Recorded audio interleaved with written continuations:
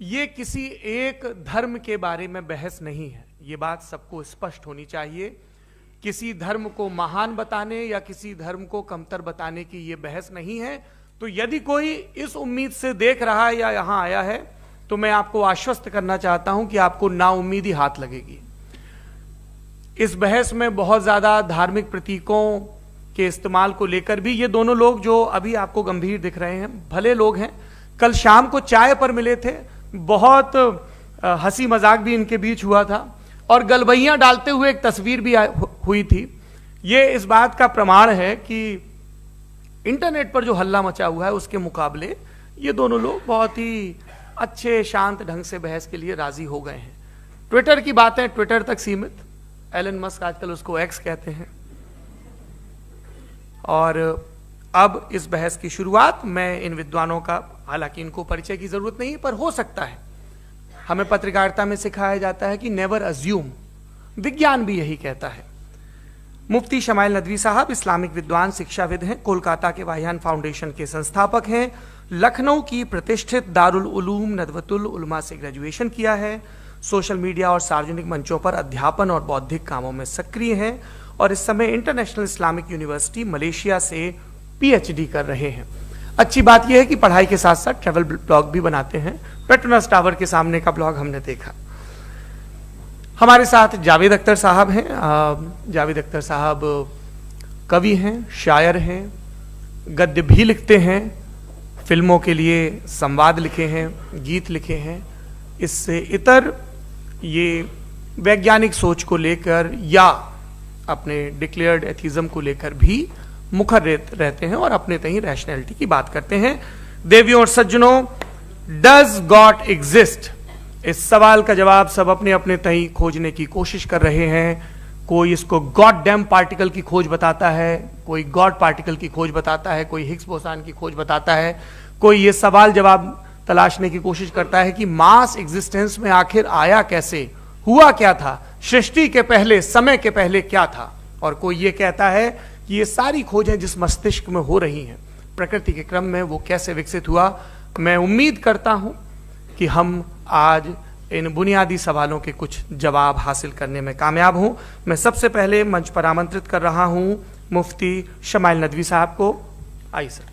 जी,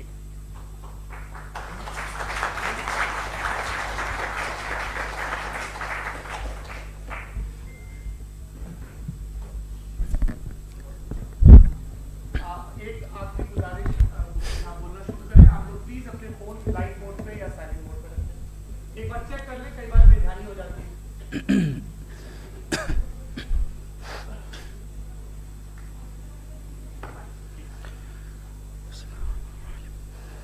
तमाम तारीफें उस क्रिएटर के लिए जिसने इस यूनिवर्स को एक मकसद के तहत पैदा किया है। रिस्पेक्टेड जनाब जावेद अख्तर साहब, मिस्टर सौरभ द्विवेदी और respected audience, thank you all for being here today. आज की डिबेट में चूंकि हम बात करने वाले हैं डज गॉड एग्जिस्ट के टॉपिक पर, तो ये एक ऐसा टॉपिक है जिसके मुताल्लिक कोई भी डिसीजन लेने के लिए अलग अलग स्टैंडर्ड्स हो सकते हैं। लिहाजा डिबेट के शुरू में यह जरूरी है कि हम ये जान लें कि आज के इस टॉपिक में कौन सा स्टैंडर्ड सही होगा और कौन सा गलत होगा। सबसे पहला स्टैंडर्ड जिसे मैं समझता हूं कि हमारे रिस्पेक्टेड जनाब जावेद अख्तर साहब बड़ी तेजी के साथ उसकी तरफ लपकेंगे, वो है साइंस। जबकि साइंस दर हकीकत खुदा के एग्जिस्टेंस को डायरेक्टली साबित करने या उसके एग्जिस्टेंस को डिनाई करने के लिए स्टैंडर्ड नहीं बन सकती। और उसकी वजह क्या है, ये मैं नहीं कह रहा, ये वो लोग कह रहे हैं जो साइंस के एक्सपर्ट्स हैं। नेशनल एकेडमी ऑफ साइंस कहती है science doesn't have the processes to prove और disprove the existence of God. Why? क्योंकि साइंस का ताल्लुक एम्पेरिकल एविडेंस से है और एम्पेरिकल एविडेंसेस का ताल्लुक हमारे नेचुरल और फिजिकल वर्ल्ड से है, जबकि गॉड नॉन फिजिकल और सुपर नेचुरल रियलिटी है। लिहाजा नॉन फिजिकल रियलिटी को आप उस टूल के साथ नहीं चेक कर सकते जिसका काम फिजिकल रियलिटी को तलाश करना है। लिहाजा आज इस डिबेट में गॉड की एग्जिस्टेंस को साबित करने या उसे डिनाई करने में साइंटिफिक एविडेंस को एक्सेप्ट नहीं किया जाएगा। दूसरा स्टैंडर्ड हो सकता है रेविलेशन, कि रेविलेशन के जरिए हम यह साबित करें कि गॉड एग्जिस्ट करता है या नहीं। लेकिन यह स्टैंडर्ड भी आज इररेलेवेंट है। क्यों? क्योंकि रेविलेशन मेरे नजदीक सोर्स ऑफ नॉलेज है, वैलिड सोर्स ऑफ नॉलेज है, लेकिन हमारे जावेद अख्तर साहब के नजदीक ये वैलिड सोर्स ऑफ नॉलेज नहीं है। लिहाजा आज की डिबेट में मैं एक भी एविडेंस किसी भी मजहबी स्क्रिप्चर से नहीं दूंगा, ताकि जावेद अख्तर साहब के लिए वो अनएक्सेप्टेबल ना हो। तीसरा जो मेयार हो सकता है वो है ऑब्जर्वेशन, कि भाई कोई कहे कि हमें खुदा दिखाओ, अगर है तो दिखाओ, या ये कि खुदा के एग्जिस्टेंस पर एम्पेरिकल एविडेंस दो, तो ये है दर हकीकत गलत टूल का इस्तेमाल करना। ये ऐसा ही है कि जावेद साहब मुझसे ये मुतालबा करें कि मुफ्ती साहब आप मेटल डिटेक्टर के जरिए प्लास्टिक डिटेक्ट करके दिखाएं। अब चूंकि प्लास्टिक डिटेक्ट नहीं हो पा रही है, लिहाजा plastic does not exist. No, you are using the wrong tool. इस टूल से प्लास्टिक को डिटेक्ट नहीं किया जाता। लिहाजा मैं समझता हूं कि गॉड के एग्जिस्टेंस पर एम्पेरिकल एविडेंस का मुतालबा करना एक बचकाना मुतालबा है, और हमारे रिस्पेक्टेड जनाब जावेद अख्तर साहब इस स्टेज से अब बहुत आगे निकल चुके हैं। अब बचता है एक ही स्टैंडर्ड, और वो स्टैंडर्ड है अक्ल, लॉजिक, रीजनिंग। और यही वो स्टैंडर्ड है जिसके तहत गॉड की एग्जिस्टेंस को साबित किया जाएगा या गॉड की एग्जिस्टेंस को डिनाई किया जाएगा। लेकिन चूंकि ये बहुत इंपॉर्टेंट और सेंसिटिव टॉपिक है, इसलिए लॉजिकल आर्ग्यूमेंट भी ऐसा होना चाहिए जो डेफिनेटिव हो, इनडेफिनेटिव ना हो, जो 2 और 2 4 की तरह बिल्कुल वाजे हो, जिसे लॉजिकली रिजेक्ट करना पॉसिबल नहीं हो। फॉर एग्जाम्पल हम कहें हमारे रिस्पेक्टेड मिस्टर सौरभ साहब, ये एक इंसान है और तमाम इंसान कॉन्शियस बीइंग है, लिहाजा नतीजा क्या निकला? हमारे सौरभ साहब भी कॉन्शियस बीइंग है। क्या ये इनडेफिनेट आर्ग्यूमेंट है या डेफिनेट आर्ग्यूमेंट है? ये डेफिनेट आर्ग्यूमेंट है। ये 2 और 2 की तरह वाजे है, इसमें किसी तरह जो है लॉजिकली इसको रिजेक्ट नहीं किया जा सकता। तो अगर आज हमारे जावेद अख्तर साहब ऐसी कोई अकली दलील और लॉजिकल एविडेंस दें खुदा के ना होने पर जो डेफिनेट भी हो, तो मैं ये ऐलान करता हूं कि यकीनन मैं उस एविडेंस को कबूल करूंगा और उस पर गौर करूंगा। लेकिन साथ में यह भी ऐलान कर देता हूं प्रेडिक्शन के तौर पर कि ऐसा कोई डेफिनेट आर्ग्यूमेंट कोई नहीं पेश कर सकता। दलील हम देंगे और डेफिनेटिव दलील देंगे, लॉजिकल दलील देंगे, ऐसी दलील देंगे जो एंटायर एथिस्टिक वर्ल्ड उसे रेफ्यूट नहीं कर सकती। चलें अब हम एक एग्जाम्पल सोचते हैं, एक सिनेरियो, सिंपल सिनेरियो, तमाम ऑडियंस से गुजारिश है, हम और आप एक आइसोलेटेड आइलैंड पर हैं, ऐसा आइलैंड जहां पे हमसे पहले कोई कभी नहीं गया। चलते चलते आपके सामने अचानक आपने देखा एक पिंक कलर की बॉल पड़ी हुई है। सबसे पहला सवाल आपके जहन में क्या आएगा कि ये बॉल यहां क्यों आई, कैसे आई, ये पिंक कलर की ही क्यों है? कोई और कलर भी हो सकता था। ये इसी शेप में क्यों है? कोई और शेप भी हो सकता था। नेचुरली आप इस तरफ पहुंचेंगे कि कोई ना कोई है जिसने इन स्पेसिफिक प्रॉपर्टीज के साथ इस बॉल को बनाया है और यहां पे रखा है। चूंकि आप जानते हैं कि ये जो बॉल है इसका एग्जिस्ट करना जरूरी नहीं है, ये एग्जिस्ट कर भी सकती थी, नहीं भी कर सकती थी, और एग्जिस्ट करना ही था तो किसी और फॉर्म में करती, किसी और कलर में करती। अब आप इस बॉल को एक्सपैंड करते चले जाएं, एक्सपैंड करते चले जाएं, एक्सपैंड करते चले जाएं, यहां तक कि ये बॉल यूनिवर्स के साइज की हो जाए। बताइए कि क्या साइज के बढ़ जाने से सवाल बदल जाएगा? हरगिज नहीं बदलेगा। अभी भी सवाल रहेगा, ये यूनिवर्स कहां से आया, इन स्पेसिफिक प्रॉपर्टीज के साथ कहां से आया, क्यों आया, किसने बनाया, यह सवाल उस वक्त भी वैलिड रहेगा। लेकिन यह सवाल अगर हम जनाब जावेद अख्तर साहब से करें तो चूंकि इनका वर्ल्ड व्यू एथिस्टिक है, और सिर्फ इनका नहीं, मतलब जितने भी एथिस्ट हैं और एथिस्टिक वर्ल्ड व्यू को रखने वाले से अगर आप ये सवाल करें कि ये यूनिवर्स कहां से आया, तो इनका जवाब या तो आर्ग्यूमेंट फ्रॉम इग्नोरेंस होगा या डॉगमेटिक होगा। या तो ये कहेंगे कि मुझे नहीं पता कि ये कहां से आया, लिहाजा गॉड डज नॉट एग्जिस्ट, ये आर्ग्यूमेंट फ्रॉम इग्नोरेंस है, या ये कहेंगे कि ये यूनिवर्स खुद ब खुद बन गया। इसका मतलब ये है कि उस बॉल को भी खुद ब खुद बन जाना चाहिए, लेकिन बॉल के ताल्लुक से ये एक्सप्लेनेशन एक्सेप्ट नहीं की जाएगी कि ये खुद ब खुद बन गई, लेकिन यूनिवर्स के ताल्लुक से कर दिया जाएगा। इसे हम दूसरे अल्फाज में डॉगमा भी कह सकते हैं। दूसरी चीज, हमारे जावेद अख्तर साहब जरूर गॉड ऑफ गैप्स की मिसाल भी जरूर देंगे और मिसाल देंगे कि पहले जमाने में बिजलियां कड़कती थी तो लोगों ने किसी एक खुदा की तरफ और बारिश होती थी तो दूसरे खुदा की तरफ मंसूब कर दिया, उनके पास दलील नहीं थी। यह हमारा वर्ल्ड व्यू है ही नहीं, यह हमारा वर्ल्ड व्यू है ही नहीं, क्योंकि नेचुरल फिनोमेना के प्रोसेस की इंटरप्रिटेशन को जान लेने से यह कहां से साबित हो गया कि गॉड एग्जिस्ट नहीं करता है। इस पर मैं इंशाअल्लाह अभी आगे बात करूंगा। आप हजरात ये भी देखेंगे और मैं ये एक्सपेक्ट करता हूं कि हमारे रिस्पेक्टेड जनाब जावेद अख्तर साहब जरूर इमोशनल आर्ग्यूमेंट्स भी देंगे, जो कि एक लॉजिकल फेलेसी है जब बात आती है ट्रुथ को डिसाइड करने में। क्यों? मिसाल के तौर पर वो कहेंगे कि अगर गॉड है तो इविल क्यों एग्जिस्ट करता है, जबकि मैं कहता हूं इविल का एग्जिस्ट करना गॉड के एग्जिस्ट करने की दलील है, उसके खिलाफ नहीं है। चूंकि अगर गॉड है तो हम सब उसके सामने अकाउंटेबल हैं, और अगर हम अकाउंटेबल हैं तो अकाउंटेबिलिटी के लिए इविल का मौजूद होना जरूरी है, उसके बगैर हम अकाउंटेबल नहीं हो सकते। और अगर हम अकाउंटेबल नहीं हैं तो हम जनाब जावेद अख्तर साहब से पूछेंगे कि आप बताएं कि फिर सफरिंग इस दुनिया में क्यों है? अगर खुदा नहीं है तो सफरिंग क्यों है? और उन लोगों के जज्बे का क्या जिनके अंदर सफरिंग के बाद इंतकाम लेने का जज्बा पाया जाता है और वो इस दुनिया से ऐसे ही चले गए, क्या उनकी सारी तकलीफें बेकार चली जाएंगी? अब आ जाएं उसी एग्जाम्पल की तरफ कि बॉल, मुझसे अगर कोई पूछे इस बॉल को किसने बनाया और या इस एक्सपेंडेड बॉल को किसने बनाया, मैं कहूंगा कि चूंकि ये यूनिवर्स और इस यूनिवर्स की तमाम चीजें कॉन्टिंजेंट हैं। कॉन्टिंजेंट होने का मतलब ये होता है कि जो अपने एग्जिस्टेंस पे किसी के ऊपर डिपेंड करती हो, तो जाहिर है ये यूनिवर्स कॉन्टिंजेंट है। और अगर कोई चीज कॉन्टिंजेंट नहीं है तो मैं रिक्वेस्ट करूंगा कि मुझे दिखा दें कि कौन सी चीज यूनिवर्स में कॉन्टिंजेंट नहीं है, हम भी जरा गौर कर लें और हम भी देख लें।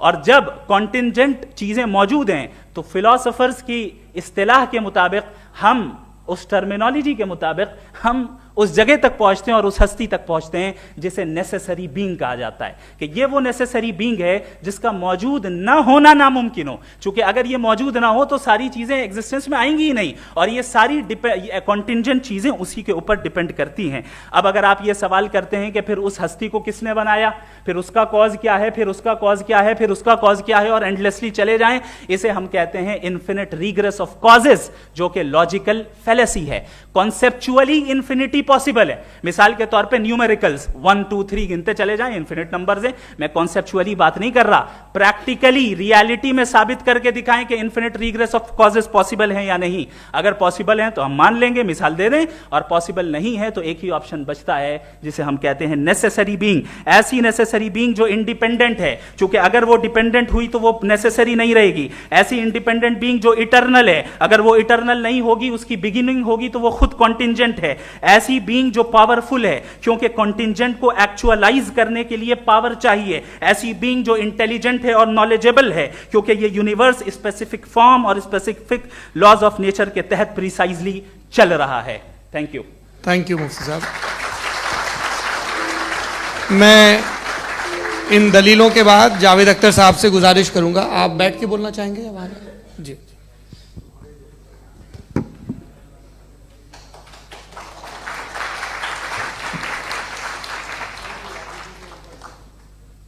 पहले तो मैं मुफ्ती साहब को एक अच्छी खबर देना चाहूँगा कि मेरी नॉलेज साइंस के बारे में बड़ी मामूली है, तो आप फिक्र ना करें उसकी, लेकिन कुछ कॉमन सेंस है मुझ में। देखिए, ये खुदा का तस्वुर कोई नया तस्वुर नहीं है, ये सदियों से रहा है। ये कुछ रिलीजन 3000 साल पुराने होंगे, 4000 साल पुराने होंगे, लेकिन इंसान कोई 10,000 12,000 साल से एग्जिस्ट करता है होमोसेपियन की शक्ल में, और हमेशा कुछ ना कुछ मजहब रहे।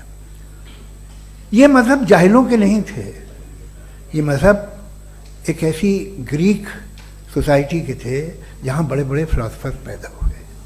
ये मजहब इजिप्शियंस के थे जिन्होंने पिरामिड्स बनाए थे। ये रोमन्स के थे कि जिनका आर्किटेक्चर और सेनेट यानी पहली बुनियाद डेमोक्रेसी की, लिमिटेड थी मगर डेमोक्रेसी थी, ये उन लोगों ने किए थे।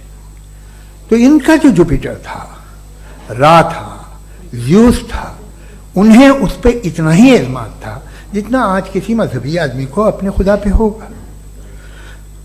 क्रिश्चियनिटी आने से पहले यूरोप में एक मजहब था, जर्मेनिक रिलीजन। उसका एक खुदा था, उसकी एक बीवी थी, उसके 2 बेटे थे, एक बेटी थी। फिर जर्मनी में जब यूरोप में क्रिश्चियनिटी आई तो वो खुदा, उसकी बीवी और पूरे ख़ानदान चला गया। तो हमने, अगर हम हिस्ट्री देखें तो खुदा जो है वो ज़्यादातर फ़नी है, वो हमेशा रहे नहीं। और वो जो लोग इन्हें मानते थे उनको आप कहें वो तो जाहिल थे, उन्हें तो कुछ पता ही नहीं था, ऐसा नहीं है। वो अपने वक्त में बड़े काबिल लोग थे और अपने वक्त में उन्होंने बड़े बड़े काम किए हैं, फिलोसफर्स थे, साइंटिस्ट थे, लेकिन उनका मजहब कहाँ गया, उनके खुदा कहाँ गए? आज जो खुदा हैं दुनिया में लोग उन्हें मानते हैं। आपको क्या मालूम कि कितने बरसों के बाद क्या होने वाला है? हम यूरोप में देखते हैं तो चर्च खाली हैं। तो वक्त के साथ चीज़ें बदलती हैं। जहाँ तक इसका ताल्लुक है मजहबों का, हर मजहब आपसे एक चीज मांगता है, फेथ। ये फेथ क्या चीज होती है? What is the difference between faith and belief? ये तो बहुत ही अहमखाना बात होगी कि कोई आदमी कहे साहब अगर खुदा है तो मुझे दिखाइए। ये तो जाहिलाना बात हुई। मैंने तो नॉर्थ पोल नहीं देखा है, मगर मैं मानता हूं कि नॉर्थ पोल है। मैं क्यों मानता हूं? इसलिए कि अगर ये दुनिया राउंड है तो उसका कोई टॉप होगा। कुछ लोग हैं जो वहाँ गए भी हैं, कॉमन सेंस कहता है कि ऐसा होगा, सबूत है, गवाह है, रीजन है। तो ये मेरा फेथ नहीं है। तो फेथ में और बिलीफ में डिफरेंस क्या है?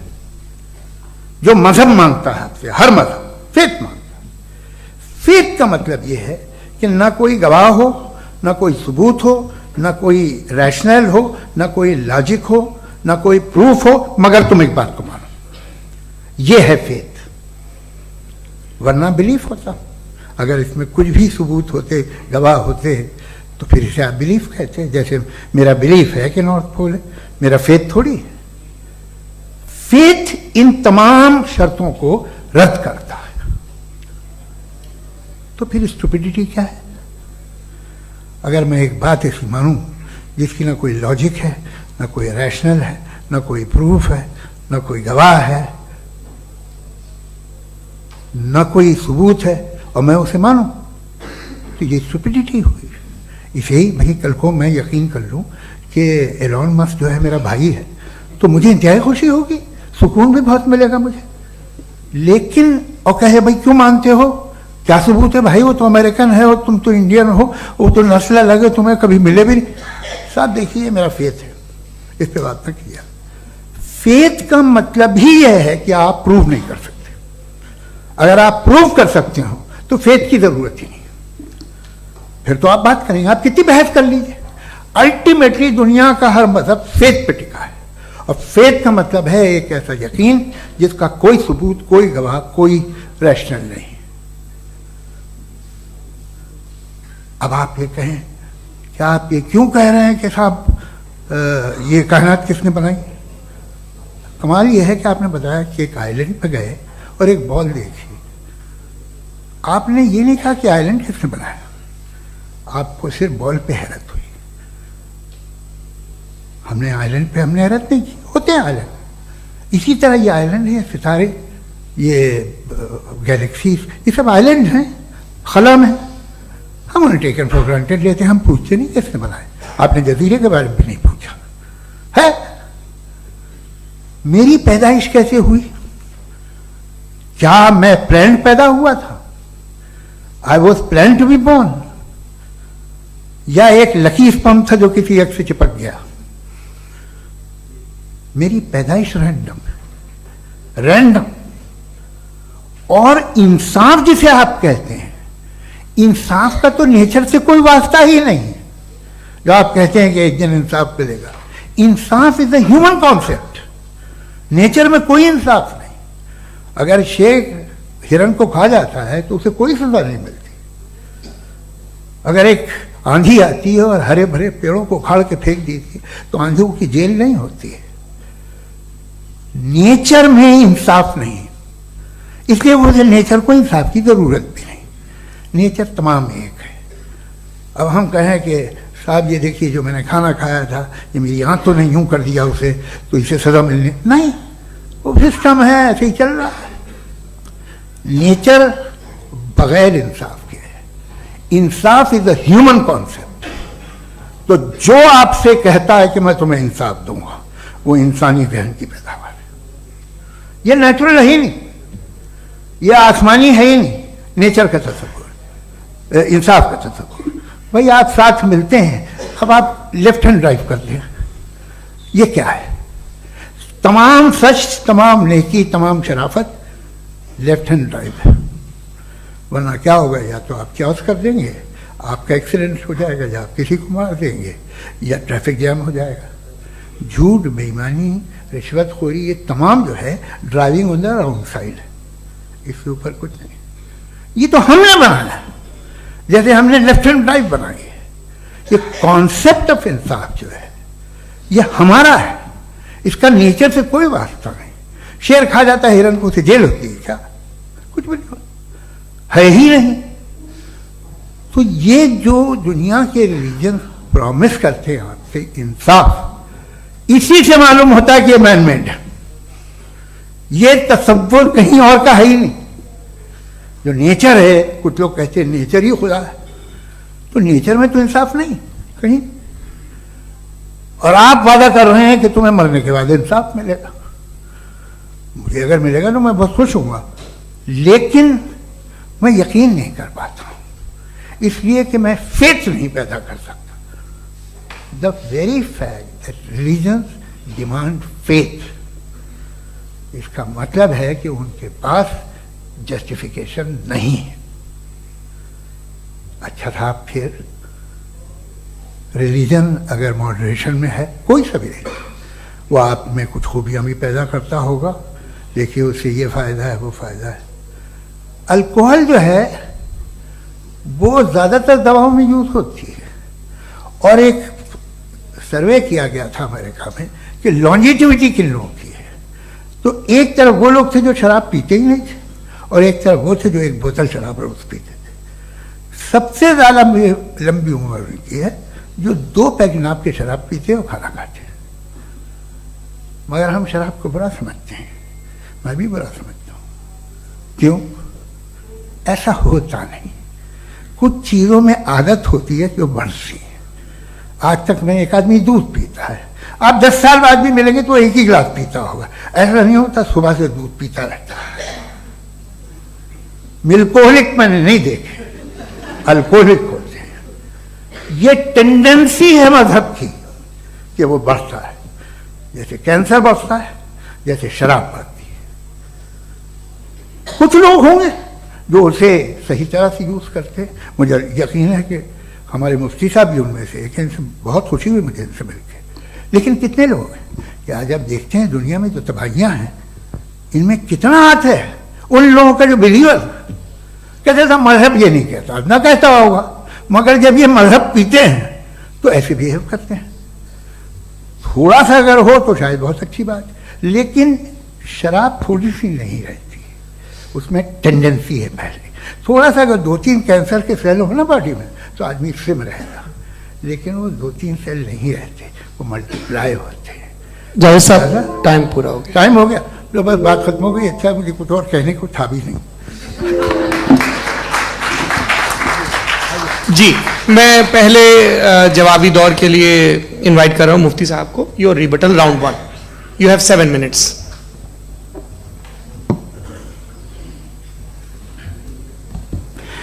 Thank you very much Javed साहब, आपकी बात को सुनकर बड़े महजूज हुए हम लोग। महजूज, do you understand? We enjoyed. Okay, अब थोड़ा सा लॉजिकली उसको हम लोग देखते हैं। दरअसल हम लोगों ने कल गुजारिश की थी मुफ्ती साहब से भी, जावेद साहब से भी, कि हिंदुस्तानी जबान आम फहम सबको समझ में आ जाए, और जहां कहीं आप मुश्किल शब्द इस्तेमाल करें वहां बताते भी चलें। Thank you. तो सबसे पहले हमारे रिस्पेक्टेड जावेद साहब ने हवाला दिया कि खुदा फानी है। कितने मजहब आगे चले गए, किसी ने जुपिटर को खुदा माना, किसी ने किसी को माना। मैं कहता हूं जिसने कॉन्टिंजेंट चीज को खुदा माना, गलत माना, वो खुदा ही नहीं, वो खुदा ही नहीं है।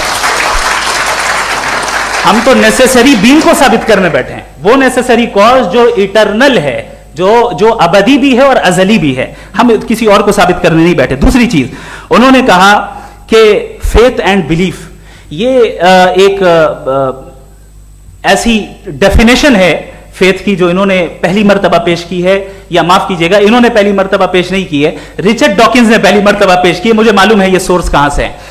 एपिस्टेमोलॉजिकली फेथ और बिलीफ का फर्क आप इस तरह नहीं कर सकते सर। फेथ सही भी होता है, गलत भी होता है, बिलीफ सही भी होता है, गलत भी होता है। जो लॉजिक, रीजन और एविडेंस से बैक्ड होगा वो फेथ सही होगा। और आप जिस फेथ की बात कर रहे हैं कि इलॉजिकल है और उसके पीछे नहीं है, तो we are on the same page. हम नहीं मानते उस फेथ को, जो फेथ ऐसा हो जिसके पीछे कोई लॉजिक ना हो, एविडेंस ना हो, हम नहीं मानते। हम तो उस फेथ के कायल हैं जिसके पीछे लॉजिक हो और एविडेंस हो। तो बिलीफ सही भी होता है, गलत भी होता है, फेथ भी सही होता है और गलत भी होता है। तो आज फेथ और बिलीफ के डिफरेंस पे बात नहीं हो रही है। आज आप चाहे फेथ एक्सेप्ट कर लें या बिलीफ एक्सेप्ट कर लें, आज ये बात होगी कि ट्रूथ क्या है, चाहे ट्रू बिलीफ सही है या ट्रू फेथ सही है, और फॉल्स फेथ क्या है और फॉल्स बिलीफ क्या है, बात इस पे हो रही। दूसरी चीज इन्होंने पूछा, स्टुपिडिटी फिर क्या है? अगर फेथ, रिलीजन स्टुपिडिटी नहीं है तो और क्या है? चूंकि फेथ का मुतालबा करते हैं तो स्टुपिडिटी क्या है? मैं कहता हूं स्टुपिडिटी एथिज्म है। उसकी वजह यह है कि आप एक सड़क पे जा रहे हो और आप किसी गार्डन में जाएं और देखें वहां लिखा है फूलों के साथ, I love Javed Akhtar and I really do, I love you sir. So जब आप वहां पर पहुंचे तो वहां पहुंचकर अब ये बताएं, क्या आप ये कहेंगे वाह व्हाट अ नेचुरल सिलेक्शन? ये क्या नेचुरल सिलेक्शन है? नहीं, ये प्रिसाइजली डिजाइंड है, इसके पीछे डिजाइनर है। लिहाजा अगर कोई एक ऐसी कॉमन सेंस की बात को कबूल नहीं कर रहा है कि यूनिवर्स जो इतने प्रिसाइजली काम कर रहा है, हम कह दें कि खुद ब खुद बन गई, मैं समझता हूं इससे बड़ी स्टुपिडिटी और कुछ नहीं है। ये इर्रेशनल चीज है।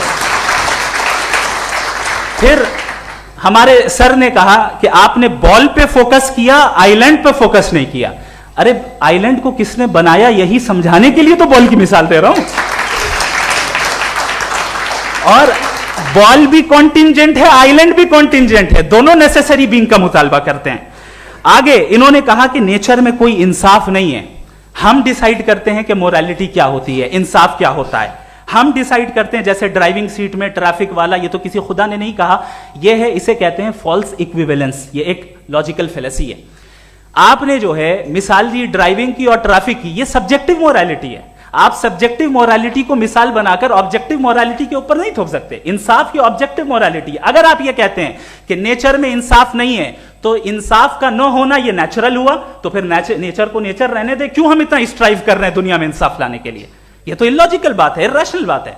इसलिए बहुत सी चीजें ऐसी हैं जो ऑब्जेक्टिवली जो है इविल या गुड हैं, और बहुत सी चीजें ऐसी हैं जो सब्जेक्टिवली हैं। सब्जेक्टिवली जो मोरल होता है या इमोरल होता है उसको हम सोशल कंसेंसस से या पर्सनल प्रेफरेंस से डिसाइड करते हैं। लेकिन जो ऑब्जेक्टिव मोरालिटी है जिसमें इंसाफ आया, जो इन्होंने बार बार रिपीट किया, ये ऑब्जेक्टिव है, सब्जेक्टिव नहीं है। अगर आप कहते हैं ये सब्जेक्टिव है तो मेरा सवाल आपसे ये है, क्या सोशल कंसेंसस के जरिए अगर जुल्म को सही करार दे दिया जाएगा तो आप जुल्म को जस्टिफाई करेंगे? दूसरी चीज इन्होंने यह कहा कि 2 पैक शराब पी लें तो वो उतने पे नहीं रहता, बढ़ जाता है। यही मामला मजहब के साथ है। 2 पैक आप पी लें बढ़ेगा। तो ये एक ऐसी मिसाल है, इसको कहीं भी फिट कर लें कि आप एथिज्म पे जब फिट करें, जब आप 2 पैक एथिज्म का लेंगे ना तो वो बढ़ बढ़ के नॉर्थ कोरिया बनेगा। Thank you.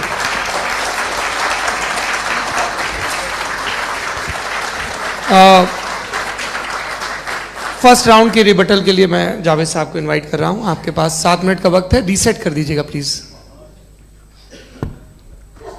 मुझे इस बात की खुशी है कि मुफ्ती साहब ने भी मान लिया कि नेचर में कोई इंसाफ नहीं है।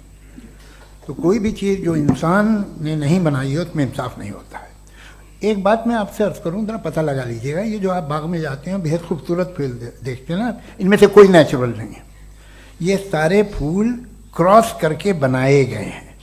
जो जंगल में फूल होते हैं निहायत मामूली होते हैं, ये फूल इंसानों ने बनाए हैं। जो आप बाग में देख के वाह वाह कहते हैं, ये इंसानों के बनाए हुए हैं। डिफरेंट फूलों को क्रॉस करके, डेवलप करके, फिर क्रॉस करके इस तरह से बनाए गए। नेचुरल फ्लावर नहीं। किसी जंगल वीरान में जाके आप गुलाब के फूल नहीं देखेंगे। ये सब बनाए हुए इंसान ने, बहुत से काम इंसान ने किए हैं।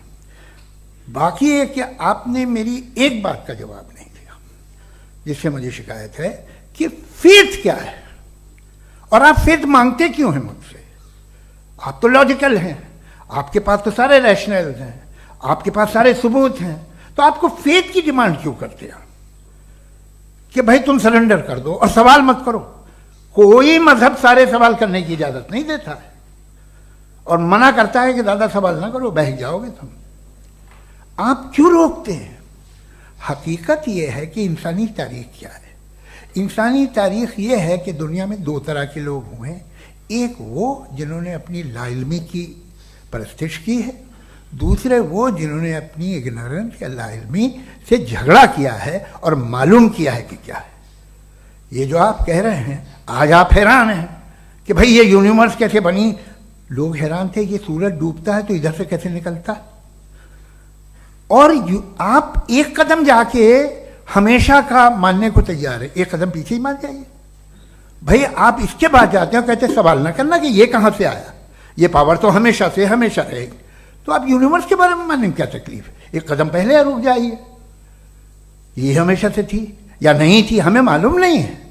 और ये कहना कि हमें मालूम नहीं है, कमाल ये है कि दुनिया के सारे मजहब सब जानते हैं ये दुनिया कैसे बनी थी, कैसे मिटेगी, मरने के बाद क्या होगा, इनको सब इल्म है। इनको किसी को डायनासोर होते थे पहले ये नहीं पता था, किसी को नहीं पता। किसी भी दुनिया की मजहबी किताब में डायनासोर का जिक्र नहीं है। लेकिन बाकी सब बातें, how to make universe in 4 easy lessons and बाकी सब पता है। जिसको सब पता है वो गड़बड़ है। हम में ये इंकिसार, ये ह्यूमिलिटी होनी चाहिए कि हम ये कहें कि हमें ये बहुत सारी बातें नहीं मालूम, लेकिन हम उनकी परस्तिश ना करना, अपनी लाइल्मी को की परस्तिश ना करें, हम उसे पता लगाने की कोशिश करें। जिस दुनिया में आप बैठे हैं सर, ये हॉल जो है, ये इलेक्ट्रिसिटी जो है, ये माइक जो है, जिस हवाई जहाज से आप आए थे, वो जिस कार से आप यहाँ आए हैं, ये सब उन लोगों की बनाई हुई है जिन्होंने सवाल किए थे। ये दुनिया जिसमें आप आज आराम से हैं, ये उन लोगों की बनाई है कि जिन्होंने सवाल किए थे। और हर स्टेज पे इन सवालों को मकरूह कहा गया था, गलत कहा गया था। आप जरा तारीख पढ़िए, एक बड़ी दिलचस्प किताब है बर्ट्रैंड रसेल की, जिसमें उसने रिलीजन एंड साइंस कि कब से रिलीजन जो है साइंस के अगेंस्ट है। और हद तो यह है कि भाप के इंजन के खिलाफ थे, स्टीम इंजन के भी खिलाफ थे, और फतवे हुए उन पे, वेटिकन ने दिए। तो ये हमेशा, अभी जैसे ही ये राइट विंगर आते हैं अमेरिका में पावर में, तो वो जो अपना ये क्या बोलते हैं उसे, सीड क्या वर्ड है, सीड क्या जो, हाँ नहीं सीड जो होते हैं जिस पे जी, नहीं भाई, वो जो ह्यूमन बॉडी के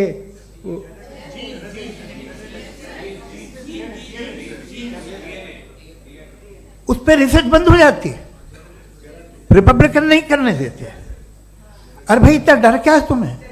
एक जमाने में बहुत नाराज थे ये सारे मजहबी लोग कि ये इंसान तो इंसान बनाने की कोशिश कर रहा है। आपको क्या तकलीफ भाई, बना ले तो बना लेने दो, ये खौफ क्या है? और ये सब आज जो आप कह रहे हैं नामुमकिन है, ये कैसे हुआ? मुझे एक किस्सा याद आता है। जब मैं 6ठी क्लास में था तो मैं मैथमेटिक्स में बहुत वीक था, तो एक टीचर रख दिया गया, उसने 1 2 3 4 5 6 7 तो सिखा दिया मुझे। वो दिन मैं भूल नहीं सकता हूँ मुफ्ती साहब, जिस दिन उसने ये बताया कि 1/2 क्या होता है और 3/4 क्या होता है, मुझे ऐसा लगा कि मेरा सर बीच से फट जाएगा। यह आदमी कह रहा है कि जो दीवार के अंदर जाओ वॉक करते हुए। आज हंसता हूं मैं इस बात पे। तो आज जो बातें आपके जहन से बिल्कुल परे हैं और आप हैरान होते हो उन्हें देख के, एक वक्त आएगा कि मामूली लगेंगे। और हुआ है, आपकी इंसानी तारीख ही है। इतनी जल्दी सारे फैसले आप मत कर लीजिए, थोड़ा ये ह्यूमिलिटी रखिए कि भाई ये हमें नहीं मालूम। ये कहने में क्या आ रहा है? ये यूनिवर्स कहाँ तक फैली, ये कब से है और कब तक रहेगी, हमें नहीं मालूम। आपने फैसला कर लिया कब बनी। ये आपके हिसाब से कोई 14 बिलियन ईयर बनी जो समझा जाता है। उससे पहले हजारों करोड़ों अरबों साल तक खुदा बैठा क्या कर रहा था? खामोश बैठा था ऐसे ही, जमाइयाँ ले रहा था। फिर उसे आइडिया आया, यार एक काम करते, वक्त अच्छा गुजर जाएगा, यूनिवर्स पर नाम से। सोचिए, वो तो हमेशा से है ना, मगर यूनिवर्स हमेशा से नहीं है, ये तो बनाई गई है।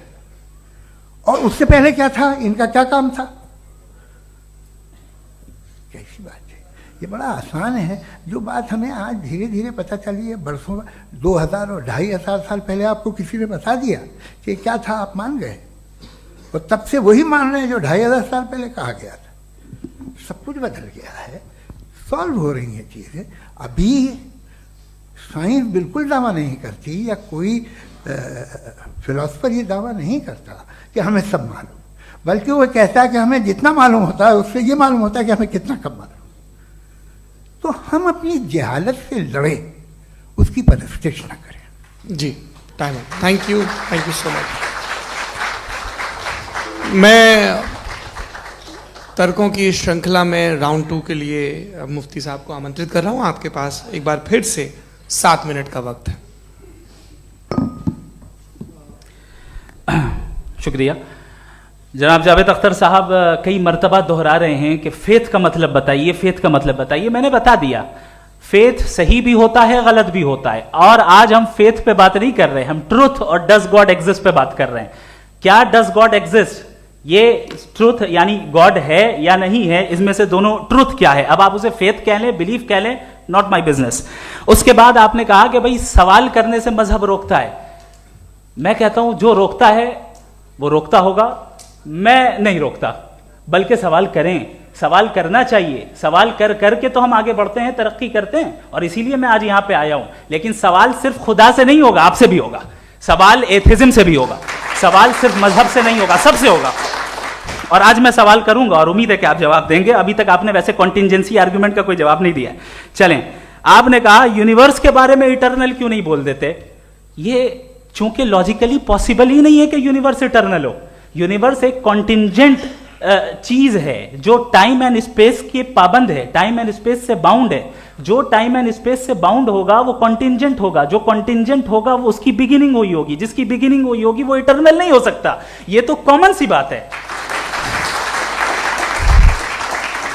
आपने कहा कि किसी मजहबी किताब में डायनासोर का जिक्र नहीं है। अफसोस कि आज तक किसी मैथमेटिक्स की किताब में मुझे डायनासोर का जिक्र नहीं मिला। तो इसका मतलब मैथमेटिक्स की किताब बेकार है? नहीं, उसका वो टॉपिक नहीं है। रेवलेशन का और मजहबी किताबों का टॉपिक ये नहीं है कि आपको आके बताए साइकिल कैसे बनाते हैं, या आकर ये बताएं कि जो है डायनासोर कब था। वो तो मोरालिटी सिखाने आया है, गॉड के बारे में बताने आया, नॉन फिजिकल रियलिटी की हकीकत को सिखाने के लिए आया।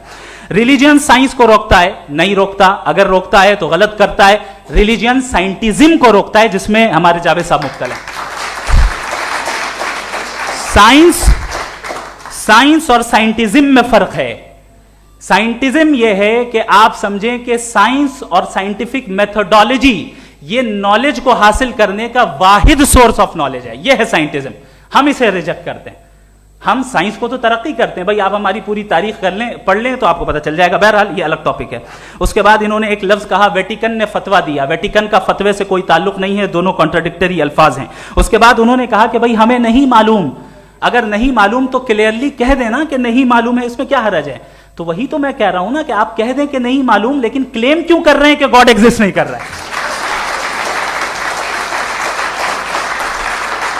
आप कह दें नहीं मालूम है, हो सकता है हो सकता ना हो, लेकिन आप क्लेम कर रहे हैं। The moment you say God does not exist, this is a claim, and now the burden of proof is upon you too, जैसे हमारे ऊपर है।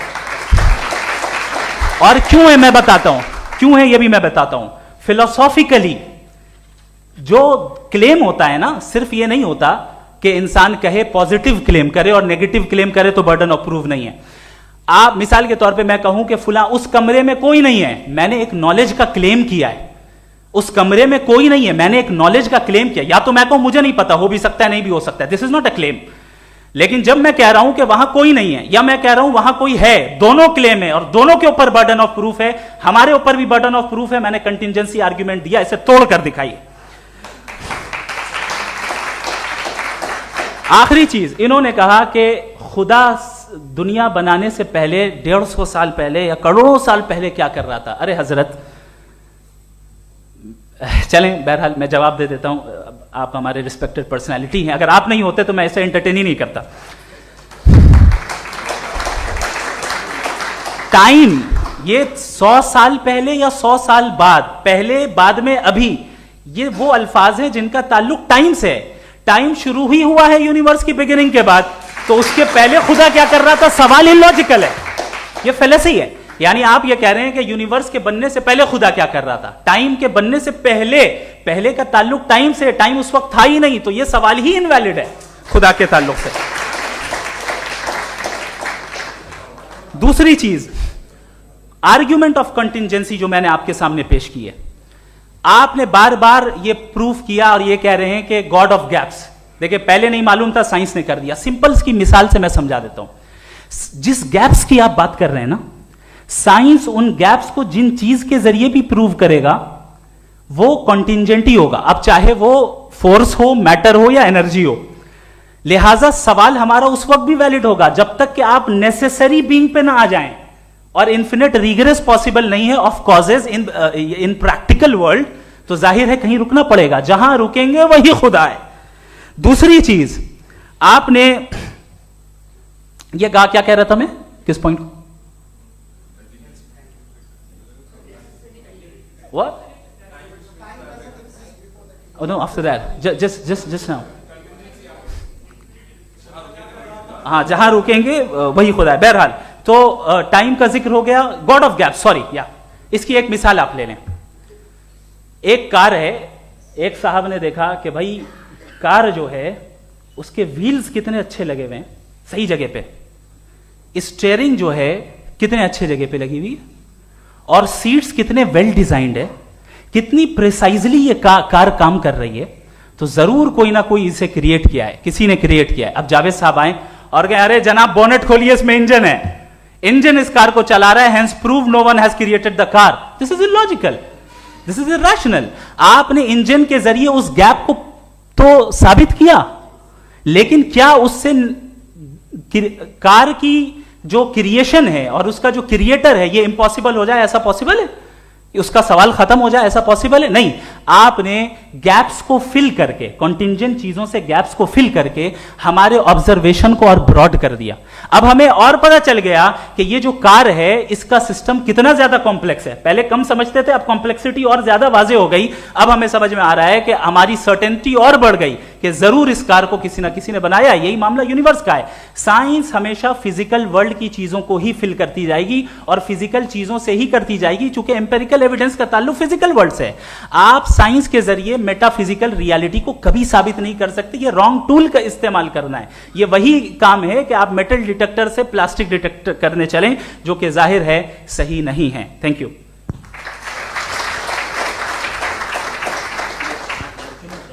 जी, ये आर्ग्यूमेंट का राउंड 2 है। हाँ। 7 मिनट है। पहले तो मैं आपसे अर्ज करूं कि आपने कहा कि जब कायनात ही नहीं थी तो वक्त भी नहीं था, कुछ भी नहीं था। कैसे नहीं था? खुदा था, एक एग्जिस्टेंस तो था ना खुदा का। तो जब खुदा था तो वक्त भी होगा। ऐसा नहीं कि कुछ भी नहीं था, खुदा था। अच्छा, बाकी एक आपने कहा साहब आप साबित कीजिए, आपके पास भी लॉजिक है, मेरे पास भी लॉजिक है। आप मेरा जिम्मेदारी नहीं है साबित करना कि खुदा है। बर्टन रसल ने बड़ी अच्छी बात कही। बर्टन रसल ने बड़ी अच्छी बात कही। मैं आपसे अगर ये दावा करूं कि एक चाय की केतली मरीख के चारों तरफ घूम रही है, मार्स के चारों तरफ, तो यह आपका काम नहीं है कि आप साबित करें कि कोई चाय की केतली नहीं है। यह मेरा काम है, मैंने दावा किया है। ये दावा तो मजहबी लोग करते हैं कि खुदा है। मैं क्यों साबित करूं कि नहीं है? जब तक आप मुझे कन्विंस नहीं कर देंगे मैं नहीं मानूंगा। आपकी जिम्मेदारी है, मेरी जिम्मेदारी नहीं है। दोयम ये कि ये जो आप कह रहे हैं, जो गैप्स हैं, ये गैप जब जब किसी मजहब को चैलेंज करते हैं, जब ऐसा कोई बात आती है तो हंगामा हो जाता है कि जब वो चैलेंज करें किसी फेथ को। ये तमाम साइंस जो है इसे मुख्तलिफ जगहों पे मुख्तलिफ वक्तों में मजहब ने रोकने की कोशिश की है। ये किताब है religion and science, Burton Russell की, पढ़िएगा, अच्छी लगेगी आपको। तारीख ही है साइंस, मजहब की साइंस से उसका यही रिश्ता है। अच्छा, अब ये हम सोचें कि बहरहाल ये वजूद जो है मज़हब और ये बिलीव इन गॉड इंसान को बेहतर बना देता है, तो एक काम कीजिए, हिंदुस्तान वर्ल्ड का नक्शा लीजिए और मार्क कीजिए कि रिलीजन कहाँ कहाँ ज़्यादा है, कहाँ कहाँ, चाहे वो लैटिन अमेरिका हो या मिडल ईस्ट हो या फार ईस्ट हो या हिंदुस्तान के वो इलाके जहाँ मजहबियत ज़्यादा है। रख दीजिए नक्शा अलग। अब दूसरा नक्शा कि कहाँ कहाँ नाइंसाफ़ी, रिप्रेशन, औरतों के हुकूक की पामाली, जुल्म, डिक्टेटरशिप कहाँ है, नक्शा एक ही होगा। तो आप मुझे बताएं कि जो इसका तरकीब इस्तेमाल क्या है, खुदा का तरकीब इस्तेमाल तो बताइए। आप छोटी सी दवा सड़क पे बेचते हैं उसकी भी तरकीब इस्तेमाल बताते हैं, इसके इस्तेमाल से तो फायदे नहीं हुआ किसी को। जो सारे के सारे खराब मुल्क हैं, खराब समाज है, वो सारे जुल्म खुदा के नाम पे करते हैं। वो गलत करते हैं, सही करते हैं, मुझे क्या लेना देना उससे। इस्तेमाल से मालूम होता ना। एक विस्की की बोतल कभी शायद देखी हो आपने, लाल रंग की होती है, उस पर रोशनी और छपड़ा इंतहाई खूबसूरत लगती है, क्या बिगाड़ रही है किसी का, उसका इस्तेमाल गलत है, इसलिए आप उसे नापसंद करते हैं। इसका इस्तेमाल गलत है, इस तसव्वुर का इस्तेमाल ही गलत है और हमेशा से गलत हुआ है। आप देख लीजिए, इंसानी तारीख देख लीजिए, आज देख लीजिए, हिंदुस्तान देखिए, दुनिया देख लीजिए क्या हो रहा है। इसे कैसे इस्तेमाल कर रहे हैं फेथ वाले लोग, क्या फेयर हैं, जस्ट हैं, जो अपने खुदाओं पे यकीन रखते हैं, वो किस तरह के लोग हैं। वो लोगों को इंसाफ देते हैं, वो बेहतर इंसान बने। तो इस दवा का फ़ायदा क्या है? चलो बहुत फ़ायदा हो रहा तो मैं इस्तेमाल कर लूँगा, मुझे तो इस दवा का कोई फ़ायदा दिखता ही नहीं। मुझे तो ऐसा लगता, मैं एक और बात बताऊं, अगर कोई आदमी मजहबी है और अच्छा आदमी है तो मैं उसकी बहुत इज्जत करता हूँ, इसलिए कि मेरा ख्याल है मजहबी आदमी का अच्छा होना मुझसे अच्छा होने से ज़्यादा मुश्किल है। भाई हर चीज़ की एक लिमिट है, आप इतना भाग सकते हैं, इतना नहीं भाग सकते, इतना वजन उठा सकते, इतना नहीं उठा सकते, इतना दूर देख सकते हैं, इतना दूर नहीं देख सकते। उसी तरह कॉमन सेंस कहता है कि आप में नेकी का भी एक कोटा होगा। अब आप अगर सुबह जाते हैं अपनी इबादत गाह और इबादत करते हैं तो बाहर निकलते हैं तो आप तो यही महसूस करते हैं कि आपने एक बहुत अच्छा काम किया, आपकी नेकी का एक बहुत बड़ा कोटा खर्च हो गया जिससे किसी का कोई फ़ायदा नहीं होगा। मैं तो नहीं जाता हूँ तो मुझे तो किसी को खाना खिलाना पड़ेगा, किसी बेवा की मदद करनी पड़ेगी, मैं अपना कोटा कैसे कंज्यूम करूं? आप अपना कोटा सारे मजहबी लोग इंतहाई यूजलेस कामों में यूज करते हैं, उसके बाद भी अगर आप में बच्ची है थोड़ी सी शराफत तो भाई वाह क्या बात है।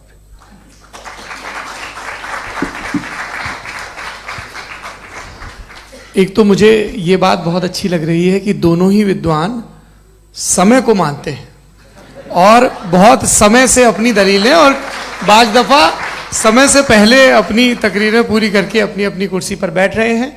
ये इस आर्ग्यूमेंट का राउंड 2 पूरा हुआ। अब रिबटल का राउंड 2 है और उसके बाद क्रॉस एग्जामिनेशन होगा। नहीं, आपका आर्ग्यूमेंट हो गया सर। हमारे यहाँ स्कूल के सिलेबस में पंच परमेश्वर कहानी पढ़ाई जाती है, प्रेमचंद जी की लिखी हुई। आप निश्चिंत रहिए, आपके कोई राउंड में मिस नहीं होने दूंगा। रिबटल का राउंड 2 मुफ्ती शमाइल नदवी साहब।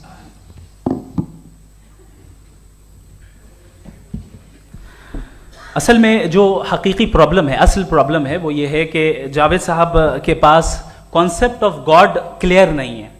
इन्होंने कहा कि कायनात से पहले खुदा तो था, तब भी तो टाइम होगा। ये टाइम कायनात का हिस्सा है। हम खुदा, उस खुदा को मानते हैं नेसेसरी बीइंग का टाइमलेस होना जरूरी है, चूंकि वो टाइम का क्रिएटर है। जब उसने टाइम को क्रिएट किया तो वो खुद टाइम पे कैसे होगा? उसने जब स्पेस को क्रिएट किया तो खुद स्पेस में कैसे होगा? अगर वो टाइम एंड स्पेस को पहले से ही उसका पाबंद है तो फिर किस चीज को उसने क्रिएट किया? लिहाजा ये सवाल गलत है कि खुदा था तो टाइम होगा। बिल्कुल नहीं, टाइम के पाबंद हम है, खुदा नहीं है। हम फिजिकल वर्ल्ड से ताल्लुक रखते हैं, वो मेटाफिजिकल रियलिटी है। दूसरी चीज इन्होंने मिसाल दी कि चाय की केतली हवा में घूम रही होगी, और पता नहीं शायद वो बर्टन रसल का उन्होंने हवाला दिया। बहरहाल यही प्रॉब्लम है। प्रॉब्लम यही है कि हम चीजों के दरमियान डिफरेंशिएट नहीं कर पाते। ये जो आपने मिसाल दी ये इमेजिनेशन है, और मैं जो साबित कर रहा हूं वो लॉजिकल नेसेसिटी है।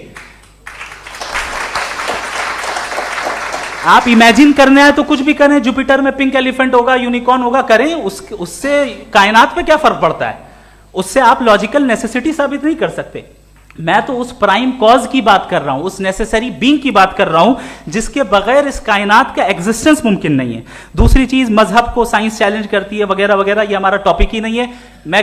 मैं इस पे बात करूंगा तो फिर मेरा वक्त चला जाएगा। मजहब के ऊपर चूंकि हमारी डिस्कशन नहीं है, साइंस को मजहब और बिलखुसूस मैं और हमारा वर्ल्ड व्यू कम से कम साइंस को पीछे नहीं करता है, साइंटिज्म की मजम्मत करता है। इसकी वजाहत मैंने पहले कर दी। दूसरी चीज इन्होंने कहा वर्ल्ड का नक्शा लीजिए, वर्ल्ड मैप लीजिए, दो अलग अलग जगह की। हजरत मैंने ये होमवर्क किया था और मैंने मिडिल ईस्ट का एक नक्शा लिया और यूरोप का एक नक्शा लिया, ये मजहबी इलाका और ये लिबरल और एथीस्ट इलाका। मुझे पता चला कि सबसे ज्यादा रेप केसेस जो हैं वहां पर है।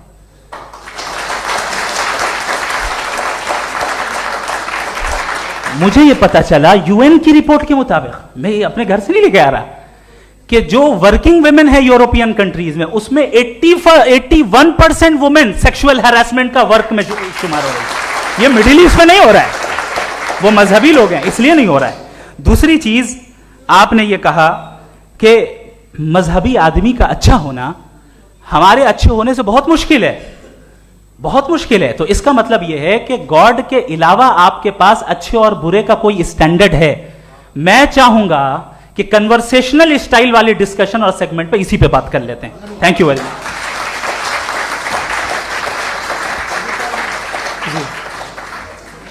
ये रिबटल का राउंड 2 है, आपके पास 5 मिनट का वक्त है और इसके बाद क्रॉस एग्जामिनेशन शुरू करेंगे। आप चाहें तो जो इन्होंने सवाल पूछे उनके जवाब आप रिबटल में भी दे सकते हैं। जी जी, देखिए पहले तो ये बात कि ये मिसाल गलत नहीं है, गलत है।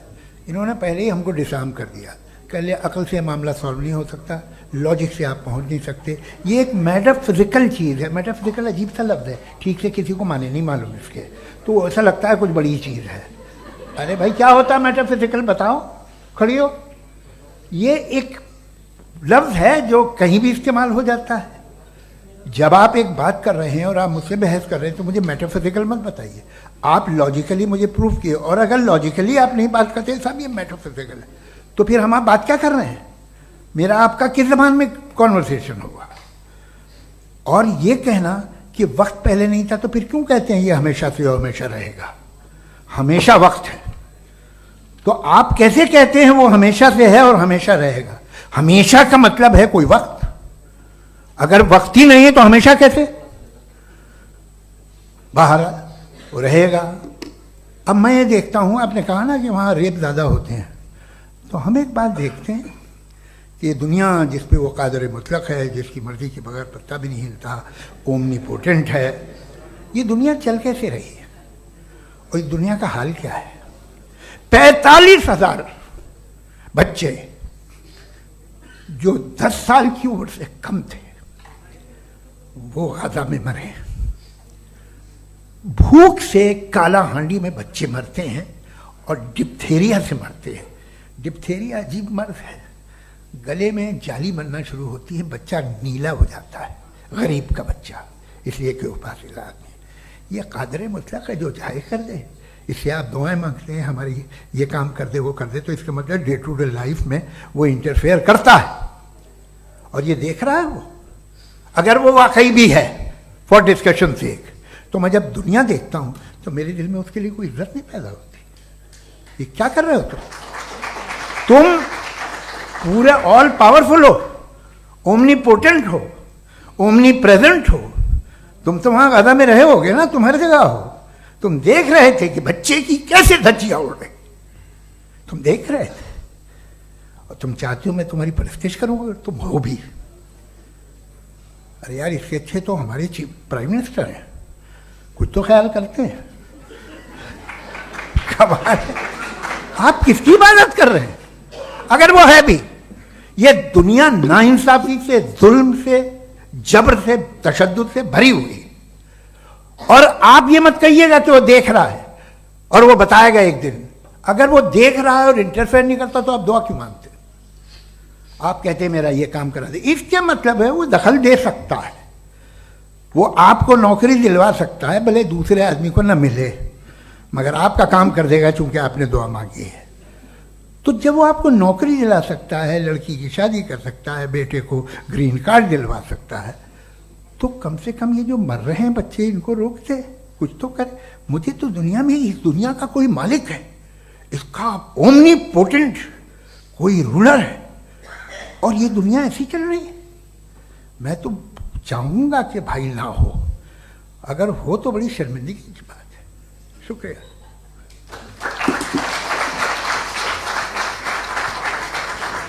देवियों और सज्जनों, इस बहस के 2 राउंड और 2 रिबटल पूरे हो चुके हैं। अब सबसे ज़रूरी और सबसे मुश्किल राउंड शुरू हो रहा है, क्रॉस एग्जामिनेशन का। अब इन विद्वानों की सज्जनता की एक परख भी होगी, और वक्त हमने 16 मिनट का तय किया है। पहला सवाल आप पूछना चाहेंगे? जी बिल्कुल। पहले बोले भी आपके आप माइक ले लीजिएगा हाथ में, ये नीचे से ऑन जी। मैं बोलता हूँ, ये दाएं से हटा सकते हैं क्या हम, थोड़ा क्विकली?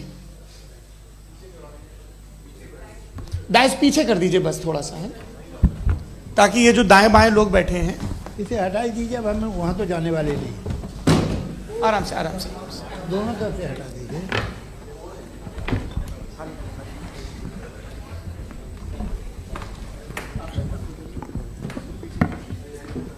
इस बीच आप लोग भी अपने अपने सवाल तैयार कर लें। ये ध्यान रखेंगे कि मैं यहाँ से सवाल लूँगा, आप लोगों को अपना हाथ ऊपर करना है, अपना नाम बताना है, और अधिकतम 3 वाक्यों में अपना सवाल पूरा करना है। कई लोग सवाल की जगह भाषण देने लगते हैं, उससे आज बचना है। जी मुफ्ती साहब, पहला सवाल आपका, 16 मिनट हैं, हम दोनों लोगों के सवाल लेंगे। जी जी बहुत शुक्रिया। आपकी जो अभी बात हुई बहुत अहम थी, मैं इसको चाहूँगा कि आगे डिस्कस करूँ, लेकिन चूँकि अभी ये वो सेगमेंट है क्रॉस एग्जामिनेशन, तो सबसे पहला सवाल आपसे ये है कि जो मैं इतनी देर से कॉन्टिंजेंसी आर्ग्यूमेंट आपको बता रहा था, ये अकल से ही बता रहा था हजरत, आप ये बताएं कि आप इन्फिनिट रिग्रेस ऑफ कॉजेस को पॉसिबल मानते हैं या नेसेसरी बीइंग के एग्जिस्टेंस को सही समझते हैं? चूंकि 2 ही ऑप्शन हो सकता है, आप ये बताएं। देखिए, आपको मैं ईमानदारी से बात करूं, एक तो मैं कॉन्टिजेंसी वर्ड ठीक से समझता नहीं, और इस वक्त भी जो आपने अंग्रेजी के अल्फाज इस्तेमाल किए वो ज़रा थोड़े से मुझे डिफ़िकल्ट और कॉम्प्लिकेटेड लगे, तो आप ज़रा सिंपल ज़बान में सवाल कर सकते हैं? बिल्कुल कर सकता हूँ जी। यूनिवर्स की हर चीज कॉन्टिंजेंट होने का मतलब यह है कि वो अपने एग्जिस्टेंस में किसी के ऊपर डिपेंडेड है। जो भी चीज डिपेंडेड होगी वो चीज इंडिपेंडेंट नहीं हो सकती, तो उसका कोई ना कोई कॉज होगा। तो अब आप क्या समझते हैं कि ये इन्फिनिट रिग्रेस है, यानी कॉज पर कॉज, कॉज पर कॉज, कॉज पर कॉज, और कभी कोई यानी ये एंडलेसली चलता रहा? क्योंकि अगर ऐसा होगा तो हम तो एग्जिस्टेंस में आते ही नहीं। लॉजिकली ये मुत्तफक अलैह चीज है, मुत्तफक अलैह, अग्रीड अपॉन। ओके, इस पे हमने एग्री किया था कि मुश्किल शब्द आएगा तो अर्थ बताना पड़ेगा। तो इन्फिनिट रिग्रेस तो पॉसिबल नहीं है, तो कहीं ना कहीं आपको रुकना पड़ेगा ऐसे नेसेसरी बीइंग पर। नहीं, कोई जरूरत नहीं रुकने की। किसने कहा आप रुकना पड़ेगा? आप रुकते हैं खुदा पे, आप नहीं रुकते। आप कहते हैं वो हमेशा से, जब उस वक्त से जब वक्त नहीं था। आप कहाँ रुकते हैं कि अब हुआ था वो? आप नहीं कहते। हम क्यों नहीं मान सकते कि यूनिवर्स जो है और बल्कि मल्टीवर्सेस जो है वो हमेशा से हैं, वो बनती है, बिगड़ती है। एक हमारे यहाँ एक चीज़ है ब्लैक होल, वो समेट लेता है वापस, फिर ब्लास्ट होता है, फिर फैल जाता है। और इसमें हमारी तो खैर कोई औकात ही नहीं है इंसान की। एक छोटे से ज़र्रे पे हम 50-60 साल की उम्र रखते हैं, जो करोड़ों अरबों साल की कायनात है उसमें, और पैदा भी नहायत ही बेहुदा वजह से हुए थे। तो इसमें ये सोचना कि इसकी वजूहात और ये क्यों है, ये डिपेंडेंट है, ये हम देख रहे हैं। क्या मालूम, आप सोचिए कि ये जो फैल रही है कायनात, ये कहाँ फैल रही है, ये कहाँ जा रही है, और ये फैल क्यों रही है? अरे बना ली थी तुमने, रुको भैया, काफ़ी है। ये फैल क्यों रही है? ये और कौन सी कायनात जिसे मैं दूरबीन से देखता हूँ तो 2 बिलियन लाइट ईयर पे है, उससे मेरा कोई वास्ता ही नहीं है। 2 बिलियन ईयर यानी अगर मैं 80,000 माइल्स पर सेकेंड से चलूं तो 20 करोड़ साल में वहां पहुंच जाऊंगा। इसकी जरूरत क्या थी? ये दुनिया, ये कायनात तो इंसान अशरफुल मखलूकात के लिए बनाई गई ना। तो ये सब ये टर्म समझ में नहीं आया। इसमें कोई खास समझने वाली बात थी भी नहीं। ये जो अल्टीमेट कहा यह जाता है कि ये जो पूरी यूनिवर्स है, ये जो दुनिया है, ये इंसान के लिए बनाई गई। अच्छा, ये सब इंसान के लिए। क्यों साहब, सही है ना? बिल्कुल, लेकिन इसका ये मतलब नहीं कि किसी चीज के पीछे रीजन आपको नहीं पता तो रीजन नहीं है, इसे कहते हैं नहीं, नहीं, मुझे नहीं पता, लेकिन मेरी जिम्मेदारी नहीं है। वो बिल्कुल सही कहा था उसने, बर्टन रसल ने। आपने उसे मजाक में टाल दिया कि भाई आप एक दावा कर रहे हैं, मैं क्यों कहूं कि ये गलत है दावा? आप प्रूफ कीजिए, मेरे पे जिम्मेदारी ही नहीं है, मैंने थोड़ी कहा है। आप प्रूफ कीजिए कि ये सही है। आप आर्ग्यूमेंट ऑफ कंटिंजेंसी का जवाब ही नहीं दे रहे हैं। पूछना चाहेंगे है? आप सवाल पूछना चाहेंगे मुफ्ती साहब से? क्योंकि ये क्रॉस एग्जामिनेशन का दौर है। आप जैसे पहले बोल रहे थे फेथ को लेकर कुछ, मैं ये पूछना चाहूँगा कि खुदा ने जो भी रेवलेशन किए हैं, एक मज़हब के नहीं बहुत से मज़हबों में किए हैं, अलग अलग रेवलेशन है। कहीं कुछ एक बातें हैं, कॉन्ट्रडिक्शन भी है आपस में, कहीं कुछ आप कर सकते हैं, कहीं कुछ नहीं कर सकते। ऐसा नहीं है कि सबकी कोड ऑफ मॉरल एक है। तो ये किस्सा क्या है? अब आप ये देखिए कि मुझे कभी कभी लगता है कि जो फुटबॉल फाइनल होता है, लाखों लोग होते हैं, फिर वो टीवी कवर कर करोड़ों लोग, अगर उसमें खुदा की एक बूमिंग आवाज़ आ जाती, मैं गॉड हूँ, तो सारे लोग अभी सुन लेते और टीवी पे भी सुन लेते, किस्सा खत्म होता। ये इतनी राजदारी क्या है कि तुम सामने कुछ तो सबूत दे दो हमें सॉलिड। ये कह साहब ये यूनिवर्स कैसे बनी, इससे मसला क्या हल होगा? मैं पूछूंगा आपसे खुदा कैसे बना? क्यों नहीं पूछूंगा कैसे बना? बल्कि वो तो कायनात से कहीं ज़्यादा इंटेलिजेंट है, कायनात से कहीं ज़्यादा कॉम्प्लेक्स। जी वो हमेशा से है, आप कहेंगे मैं मान लूँगा। अच्छा, दोयम वो कादिर मुतलक, यानी कादिर मुतलक का मतलब ओमनीपोटेंट, वो जो चाहे कर सकता है। आपको नौकरी दिलवा सकता है, आपकी अच्छी जगह शादी करवा सकता है, आपके पड़ोसी का मुकदमा हरवा सकता है, आपको जिता सकता है, सब काम करता है। थोड़ा सा माइक क्लोज जी। वो इस दुनिया को चला कैसे रहा है? ये दुनिया कैसे चल रही है? आपको इस पर हैरत नहीं होती? या क़यामत के बाद कभी एक जस्टिस होगा, जब ये बच्चा मर चुका होगा, जिसकी धज्जियाँ उड़ गई बम से, इसको इंसाफ मिलेगा तब? अच्छा, अब जवाब दूं? हाँ जी, मैं इसीलिए आप की तरफ। सबसे पहले आपने रेवलेशन और स्क्रिप्चर्स की बात की, इस पे मैं बात कर सकता हूं, लेकिन आज नहीं करूंगा चूंकि वक्त कम है। कभी और इस पे डिस्कस करेंगे, मैं तैयार हूं उस पे भी बात करने के लिए। ये अभी से राउंड 2 की भूमिका तय हो रही है। Does God exist round 2? चूंकि आज गॉड के एग्जिस्टेंस पे बात है, तो मैं उसी के रिलेटेड जो है आपके सवालात को एंटरटेन भी करूंगा और मैं भी पूछूंगा। आपने कहा कि आपने साबित ही नहीं किया, जबकि आर्ग्यूमेंट ऑफ कॉन्टिंजेंसी बुनियादी आर्ग्यूमेंट है। आप मुझे कॉन्टिंजेंसी का मतलब बताइए, आपका मतलब क्या? कॉन्टिंजेंसी कॉन्टिंजेंसी का मतलब यह हुआ कि हर वो वजूद जो किसी भी चीज का पाबंद है, हर वो वजूद या हर वो चीज जो अपने एग्जिस्टेंस में किसी भी चीज के पाबंद है और उससे बाउंड है, उसको उसकी जरूरत है, उस पर डिपेंड करती है, तो जाहिर सी बात है कि उसका कोई ना कोई कॉज होता है। ये तो अक्ल की बात है। ये आप रीजनिंग की बात करते हैं, मैं वही कर रहा हूं। दूसरी चीज, आपने ये बात कही कि इतने बिलियन लाइट ईयर्स दूर है, उसका मेरा क्या लेना देना। फिर मेरे ख्याल से आपको ये नहीं कहना चाहिए I think therefore I am an atheist. आपको सोचना चाहिए, सिर्फ आप एक लिमिटेड दायरे में रहकर नहीं सोचें, बल्कि बाहर निकलकर सोचें। आपने तीसरा सवाल किया, आपने 2-3 सवाल एक साथ। ऐसी बातें ना कीजिए, कुछ लोगों को इतराज हो जाएगा आप पे कि आप कुछ भी सोचिए। ये इजाजत आपको है नहीं, मुझे है।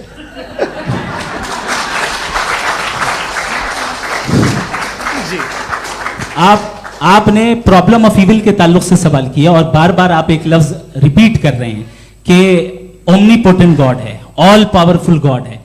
यही तो दरअसल समझना है कि गॉड का कॉन्सेप्ट क्या है। प्रॉब्लम ऑफ इविल जो है, प्रॉब्लम ऑफ इविल दर हकीकत 2 असम्पशंस पर कायम है। अगर आप इन 2 असम्पशंस को समझ जाएं तो ये प्रॉब्लम नहीं रहेगी, आर्ग्यूमेंट आपको समझ में आ जाएगी कि ये कोलैप्स कर जाता है। पॉइंट नंबर 1, यानी जो आपका सबसे पहला फॉल्स असम्पशन है कि गॉड मर्सीफुल है, ओमनीपोटेंट है, दुनिया में जुल्म हो रहा है। लेकिन आपको यह समझना चाहिए कि हमारे वर्ल्ड व्यू के मुताबिक गॉड सिर्फ ओमनीपोटेंट और सिर्फ मर्सीफुल नहीं है, बल्कि वो ऑल वाइज भी है और वो ऑल नोइंग भी है। उसके हर काम के पीछे हिकमत और विजडम है। ये कोई जरूरी नहीं है कि वो हिकमत और विजडम आपको समझ में आए या मुझे समझ में आए। अगर आप जो समझ रहे हैं उसके मुताबिक आप फैसला कर रहे हैं, ये लिमिटेड पर्सपेक्टिव से आर्ग्यूमेंट है। और इस चीज को हम अपनी दुनिया में, अपने लाइफ में, डेली लाइफ में इस प्रिंसिपल को एक्सेप्ट करते हैं। हम जब किसी डॉक्टर के पास जाते हैं, डॉक्टर के पास जाकर वो अगर उसने हमें कोई दवाई दी है तो हम ये तो नहीं कहते कि जब तक आपके पास जितना नॉलेज और जितना विजडम नहीं है, आपने क्यों ये दवाई दी है, तब तक हम इस चीज को एक्सेप्ट नहीं करेंगे। नहीं कहते, हम उसकी अथॉरिटी को तस्लीम करते हैं। क्यों? क्योंकि उसकी हम जानते हैं कि वो नॉलेजेबल है, वो विजडम वाला है, हमसे ज्यादा नॉलेज और हमसे ज्यादा विजडम है। बताएं सर। नहीं, डॉक्टर में और खुदा में बड़ा डिफरेंस है। डॉक्टर पढ़ा लिखा होता है एक, तो मैं उसकी बात सुनूंगा। दोयम ये नहीं, कुछ जवाब तो ये भी नहीं है सर। प्लीज आप अगर सब ऑडियंस से बोलने लगेंगे तो फिर मतलब नहीं सिविलाइज्ड बहस का। मतलब आप ये कहें कि चूंकि आप डॉक्टर पे बिलीव करते हैं इसलिए खुदा पे बिलीव किए, क्या ये मिसाल आपको समझाने के लिए आर्गुमेंट है, इस पे आपको एतराज नहीं है। तो सिंपल बात ये है कि मैं अगर ये यकीन कर लूँ कि एक ओमनीपोटेंट, उसकी मसलहत है, ये जो बच्चे मर रहे हैं ये मसलहत है उसकी, मुझे नहीं चाहिए थी मसलहत। उसकी मसलहत नहीं, यही तो समझना है, मतलब एक्सपीरियंस। अच्छा, इस आपने अभी मेरी बात पूरी सुनी नहीं। मैंने कहा आपका पूरा आर्ग्यूमेंट दो फॉल्स असम्पशंस पर है। एक फॉल्स असम्पशन मैंने बता दिया, दूसरा फॉल्स असम्पशन ये है कि इस दुनिया में इविल के होने का कोई गुड रीजन नहीं है, जबकि हमारे पास बाज रीजंस मौजूद हैं, हमारे पास बाज वजूहात मौजूद हैं। अगर इस दुनिया में इविल ना हो तो आप गुड को डिफाइन कैसे करेंगे? अगर जुल्म ना हो आप इंसाफ को समझेंगे कैसे? अगर तारीकी ना हो तो आप लाइट को समझेंगे कैसे? बहुत अच्छे। अभी और सुन लें, अभी और बाकी है। ये तो बात बहुत पसंद आई साहब मुझे, कि जब तक रेप ना हो तब तक औरतों की इज्जत का ख्याल आपने मेरा जवाब पूरा सुना ही नहीं। जब तक के बच्चों का कत्ल ना किया जाए तब तक आपको बच्चों की मासूमियत की इज्जत। आपने पूरा जवाब सुना ही नहीं। क्या बात है, क्या आपने नुक्ता निकाला? आपने पूरा जवाब सुना ही नहीं। आप सुन लें, मेरी बात सुन लें। ये मैंने आपको एक चीज बताई। दूसरी चीज, इस दुनिया में हम आए हैं टेस्ट के लिए, हमारा टेस्ट हो रहा है और हर इंसान का अलग अलग अंदाज में टेस्ट होता है। और इस दुनिया में अगर इविल मौजूद है तो वो इविल जरिया है हमारे अंदर ह्यूमन नोबल क्वालिटीज को डेवलप करने का और अलग अलग फील्ड में प्रोग्रेस करने का। और अगर हमारे अंदर और इस दुनिया में इविल नहीं होता तो बताइए टेस्ट का मतलब क्या होता? अगर मैं अपने स्टूडेंट को एमसीक्यूज दूं और उसमें सिर्फ राइट आंसर लिख कर दे दूं और कहूं तुम्हारा टेस्ट हो गया, ये मीनिंगलेस है। इस दुनिया में अगर हम टेस्ट के लिए आए हैं तो जाहिर है गुड एंड इविल दोनों मौजूद है। तो अगर गुड एंड इविल दोनों मौजूद है तो ये इविल भी खुदा का बनाया हुआ है? जी हाँ, खुदा का बनाया हुआ है। लेकिन अच्छा, चलो अच्छी बात। जी बिल्कुल, तो बिल्कुल खुदा ने बनाया। अभी तो ये है कि जो मेजॉरिटी है दुनिया में वो इविल है, तो ये खुदा एक्चुअली इविल के साइड पे लग रहा है मुझे। बिल्कुल भी नहीं, मैं बता मेजॉरिटी में तो वो है। क्या बात कर रहे हैं भाई आप? मैं बहुत कोई भी जो मुंसिफ होगा, चाहे आपका अपना घर हो जिसके आप सबसे बड़े हैं, चाहे आपकी ऑर्गेनाइजेशन हो जो आप चलाते हैं, वहां पर आप इविल रखेंगे साबित करने को कि बाकी लोग शरीफ हैं। मेरी बात सुनिए, क्या ये आर्ग्यूमेंट ही गलत है? अगर कि जब तक के कोई इविल नहीं होगा तब तक के शरीफ आदमी शरीफ नहीं लगेगा। अगर एग्जामिनर गलत ऑप्शन दे रहा है तो एग्जामिनर इविल नहीं हो गया, जो गलत ऑप्शन को सेलेक्ट कर रहा है वो फेल होगा। क्रिएटर ने इविल को बनाया है लेकिन वो इविल नहीं है। अच्छा सुनिए मेरी बात, लेट मी कंप्लीट सर। जी जी। क्रिएटर ने इविल को बनाया है टेस्ट के लिए, वो इविल नहीं है। इविल वो होगा जो उसे इख्तियार करेगा। छुरी को बनाने वाला गलत नहीं होता है, छुरी का गलत इस्तेमाल करने वाला गलत होता है। रेप को कैसे गलत इस्तेमाल करते हैं? रेप इंसान के फ्री विल का नतीजा है। ये रेप कैसे गलत इस्तेमाल होता है? ये मुझे अब सुन लें, अब सुन लें। गलत इस्तेमाल होता है। हाँ मैं बता रहा हूँ ना, कैसे गलत? मैं बता रहा हूँ कि जो इविल इस दुनिया में मौजूद है उसके कई सारे तरीके हैं। एक तरीका इंसान का अपना फ्री विल है। अब अगर कोई रेपिस्ट रेप कर रहा है तो इसका गॉड का कसूर नहीं है, वो अपने फ्री विल का गलत इस्तेमाल कर रहा है, उसको सजा मिलनी चाहिए। अच्छा, और उसी के लिए जहन्नम बनाई गई है। ये फ्री विल का भी बड़ा चक्कर। आप जब कोई बुरा काम करते हैं या कोई बुराई होती है तो ये कहा जाता है कि ये फ्री विल है। 7 billion free wills are moving on this planet. 7 billion free will. और एक आदमी अपनी फ्री विल से मुझे कत्ल कर दे तो मैं खुदा की मर्जी से मरा हूं कि इसकी फ्री विल की वजह से? मेरी मौत खुदा के हाथ है या ये फ्री विल वाले के हाथ है? खुदा ने फ्री विल का निजाम बनाया है और उस निजाम का गलत इस्तेमाल करके कोई आपको मार रहा है, इस्तेमाल करके मेरा कत्ल कर देता है। अब मेरी मौत का जिम्मेदार कौन है? वो इंसान जिम्मेदार है। वो इंसान जी। तो ये कहना कि और उसको सजा मिलेगी। तो अब आप आगे चलिए कि ये तय करना कि अल्लाह ही या खुदा, सॉरी अल्लाह ने, खुदा ही जिंदगी देता है, खुदा ही मौत देता है, ये गलत है। बिल्कुल गलत नहीं है। हाँ, नहीं, निजाम उसी ने बनाया फ्री विल का, निजाम मौत और हयात का उसी ने बनाया। You are contradicting yourself. अभी आपने कहा कि एक आदमी ने फ्री विल से आपको मार दिया, इसमें उसे फ्री विल दी गई थी, उसने गलत इस्तेमाल किया। 7 billion free wills are moving on this planet, और आप चाह रहे हैं कि मैं सिर्फ खुदा का ध्यान करूं। ये 7 बिलियन फ्री विल्स को मुझे लुक आफ्टर करना पड़ेगा कि नहीं? ये तो तबाहियां कर रही हैं और तबाहियां ज्यादा हो रही हैं। बिल्कुल। तो अगर आप बताएं अगर खुदा नहीं है फॉर एग्जाम्पल, तो आप इविल को कैसे डिसाइड करेंगे? यानी how can you define evil objectively without God?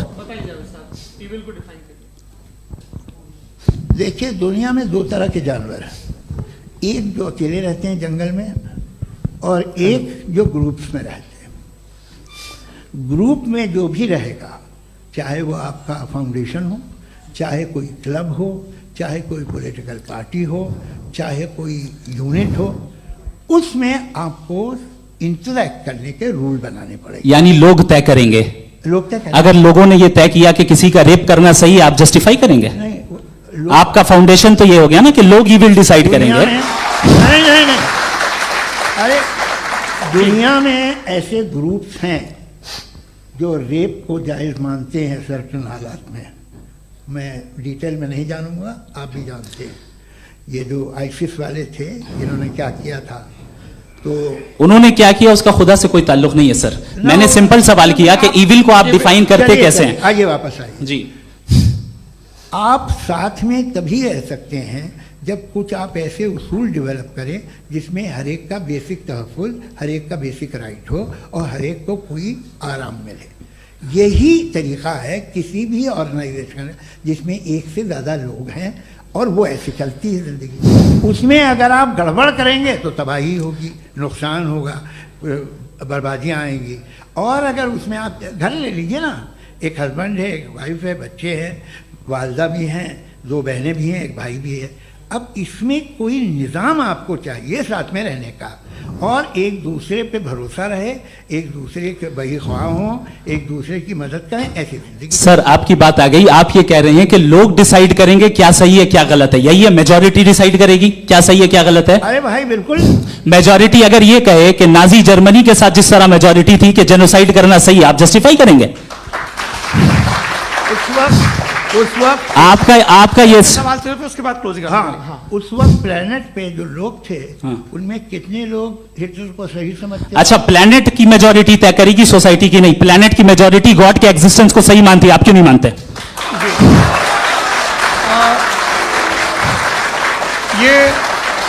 Hello ये क्रॉस क्वेश्चन का राउंड यहां पर समाप्त होता है। और ये बड़ा अच्छा है कि इस तरह से फ्रेगमेंट कर दिया गया है ताकि जो मरकरी ऊपर जा रहा है नीचे जवाब दे दूं जी। प्लेनेट की ज्यादातर मेजॉरिटी कुछ दूसरे मजहबों के खुदा को मानती है। आप उन्हें क्यों नहीं? आप तो मेजॉरिटी की बात कर रहे हैं। अच्छा, ये क्लोजिंग आप ये कह रहे हैं इविल और गुड को डिसाइड मेजॉरिटी करेगी। मेजॉरिटी जो कर दे वो सही हो जाएगा। क्लोजिंग इसको जैसा आप ही लोगों ने तय किया है उसी फॉर्मेट को फॉलो कर लेते हैं। हाँ भाई, मैंने तो भले लोगों पे एतबार किया और तब मॉडरेशन तय किया जी। आपके पास 5 मिनट का वक्त है, क्लोजिंग आर्ग्यूमेंट है, उसके बाद हम ऑडियंस से क्वेश्चन आंसर लेंगे जावेद साहब की क्लोजिंग आर्ग्यूमेंट के बाद। ओके, बहुत शुक्रिया जी। हमारा जो टॉपिक है डज गॉड एग्जिस्ट, मैं इस पे इतने एकेडमिक तैयारी करके आया था। मुझे था कि मैंने सोचा था कि कई सारे मैं आर्ग्यूमेंट्स दूंगा, लेकिन वक्त की भी किल्लत और जावेद साहब बार बार इधर उधर चले जा रहे थे तो उसको भी थोड़ा एंटरटेन करना पड़ गया। डज गॉड एग्जिस्ट पे मैं एक ही आर्ग्यूमेंट दे पाया। आर्ग्यूमेंट्स बहुत हैं और डेफिनेटिव आर्ग्यूमेंट्स हैं, और मेरे आर्ग्यूमेंट को किसी एक राउंड में भी इन्होंने एंटरटेन नहीं किया और रेफ्यूट नहीं किया। एक राउंड में भी नहीं, एक राउंड में भी नहीं। और ना ही अभी आपका क्लोजिंग आर्ग्यूमेंट आएगा, नहीं वो बता देना। Argument of contingency sir. अरे मैं आपसे कई बार कह चुका हूं कंटिजेंसी का मतलब अब मैं कैसे समझाऊं आपको? आपस में हाँ, आप और कितने आसानी से समझाऊं मैं, मुझे तो नहीं समझ में आ रहा है। आप अपनी आर्ग्यूमेंट ऑफ कंटीजेंसी उर्दू में बोल सकते हैं। हाँ, आप अपनी बात पूरी कर लें जी, आखिरी 4 मिनट। दूसरी चीज, just a minute please ma'am, can I talk? दूसरी चीज ये है कि आपने एक तो इसका जवाब नहीं दिया, दूसरा आपने गॉड के ना होने पर कोई डेफिनेटिव आर्ग्यूमेंट नहीं दिया, सिर्फ मजहब पे बात कर रहे हैं आप। मजहब तो आज हमारा टॉपिक ही नहीं था। आज तो हमारा टॉपिक हो, आप मजहब से ले लेकर आईएस तक चले गए। भाई हमारा क्या ताल्लुक है उससे? We condemn them. और उसका गॉड से क्या ताल्लुक है? अगर कोई गलत काम कर रहा है, किसी ने किसी को कत्ल किया, किसी ने किसी का रेप किया, उसको सजा मिलनी चाहिए। और आपके पास कोई भी rational strong foundation of morality नहीं है। आपने कहा कि मेजॉरिटी तय करेगी सोसाइटी की, वो सही होगा। मैंने कहा हिटलर को फिर आप सही कहेंगे? नहीं, प्लैनेट की सोसाइटी की मेजॉरिटी तय करेगी। तो प्लैनेट की मेजॉरिटी गॉड के एग्जिस्टेंस को मानती है, आप कह रहे हैं ये रिलीजियस है। तो यानी आपके पास कोई स्ट्रॉन्ग फाउंडेशन नहीं है ऑब्जेक्टिव मोरालिटी का। ऑब्जेक्टिव मोरालिटी का अगर कोई फाउंडेशन है तो वो सिर्फ गॉड है, गॉड है, गॉड है। थैंक यू जी। ये मुफ्ती शमाइल नदवी साहब का क्लोजिंग आर्ग्यूमेंट था। अब हमारे पास जी ये बड़ा अच्छा है कि दोनों लोगों को मॉडरेटर से शिकायत भी और बोल रहे भाई हमारी शाबाशी भी तो करते चलो। अब मेरी बात जी, आपके पास जावेद अख्तर साहब 5 मिनट का वक्त है। ये आपका क्लोजिंग आर्ग्यूमेंट है, टाइम रीसेट कर दें जी। देखिए, बहुत सारी बातें हैं। गॉड का डेफिनेशन दुनिया के किसी भी रिलीजन में है कि वो ओमनीपोटेंट है, ओमनीप्रेजेंट है, he is just, he is kind, he loves you and so on. मैं जब दुनिया देखता हूँ तो मुझे कोई ऐसा सुप्रीम पावर यहाँ दिखाई नहीं देती है जो इंसान की बहबूदी के लिए कुछ कर रही हो, कमज़ोर को बचा रही हो, मदद कर रही हो, जालिम को पीछे हटा रही हो। मैं नहीं देखा, तारीख़ में नहीं। एक तो अगर है और ये देख रहा है तमाशा, तो उसका होना न होना बराबर है। दोयम ये कि ये जो है, जब आप ये कहते हैं कि कायनात जिसकी कंटीजेंसी है, मैं देखिए वो लफ्ज़ इस्तेमाल किया मैं, तो ये कैसे हो सकती है भाई? और फौरन आप सरेंडर कर देते हैं कि जाहिर है कि इसका बनाने वाला तो इससे 10,000 गुना ज़्यादा कॉम्प्लिकेटेड होगा। उस पर आपके होने पे कोई इतराज़ नहीं है। उसे वो टाइमलेस है, वो पहले से था, टाइम तो बहुत बाद में आया। ये सब आप मानने को तैयार है जिसका आपके पास कोई सबूत नहीं, आपके पास कोई रीज़न नहीं। आपकी तारीख क्या है मजहबों की? बिलीफ की, जो खुदाओं का बिलीफ है, ये कॉन्स्टेंटली गलत साबित होता रहा है। मतलब आप कहें कि अरिस्टोटल के ज़माने में तो सब जाहिल थे, वो भी इतने ही यकीन से खुदा पे यकीन रखते थे, जो अब नहीं रहा। ये भी नहीं रहेगा, आप लिख लीजिए। और इसके आसार आपको दुनिया में दिखाई देना शुरू हो चुके हैं। ये बहस क्या आज से 100 साल पहले इस तरह हो सकती थी? यहाँ तक तो आपको हम ले आए हैं। तो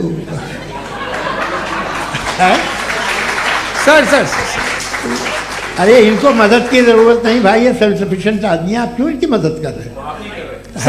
सर प्लीज। तो ये जो है तमाम बातें अपनी जगह हैं। ये एक पैकेज है।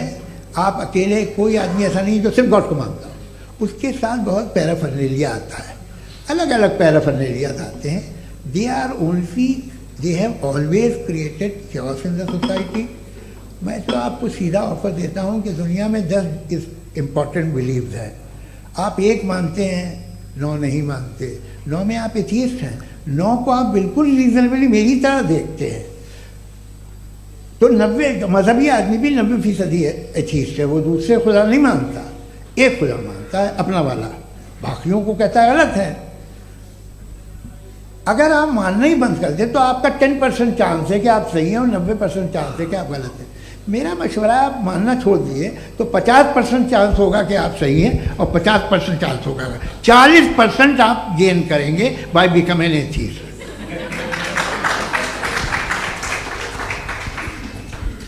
ये एक फरसूदा ख्याल है, ये ख़त्म हो रहा है। हो सकता है मेरी ज़िंदगी में ना हो, लेकिन ये हो जाएगा। जो बातें ये इनको आप मेटाफिजिकल, ये वो ऐसे रिस्पेक्टेबल टर्म दे दिए, ये तो उन लोग के हैं जिन्हें ना फिजिक्स मालूम थी ना मेटा मालूम था, ये उन्होंने आपको दिए हैं। जी बहुत शुक्रिया आप दोनों लोगों का। और अब इस बातचीत का आखिरी राउंड शुरू होगा, डज गॉड एग्जिस्ट की ये बहस मुफ्ती शमाइल नदवी और जावेद अख्तर साहब के बीच। आप लोग अपने अपने हाथ ऊपर करेंगे, मैं यहाँ से तय करूँगा। और माइक हमारे पास है क्या? एक ही माइक है ऑडियंस के लिए? 2 माइक है, एक इस तरफ एक इस तरफ, ठीक है। तो जी सबसे पहले हमारी सहयोगी है मारिया शकील जी, पूछिए सवाल। थोड़ा सा रुकेंगे ताकि कैमरे का फ्रेम आप पर आ जाए, आपकी तो प्रैक्टिस है टीवी की। जी नदवी साहब, मैं खुदा को मानती हूँ, पहले मैं इसी प्रमाइस से शुरू कर रही हूँ और ये बता रही हूँ आपको, मैं मानती हूँ, लेकिन कुछ सवाल हैं जो जावेद साहब ने उठाया, उसका जवाब आपको देना चाहिए। पहला सवाल ये कि गज़ा में सालों से छोटे बच्चे मर रहे हैं, वो उनको, अगर खुदा मर्सीफुल है, हम मानते हैं कि अल्लाह ताला में बहुत ताकत है, तो वो बच्चे क्यों मर रहे हैं?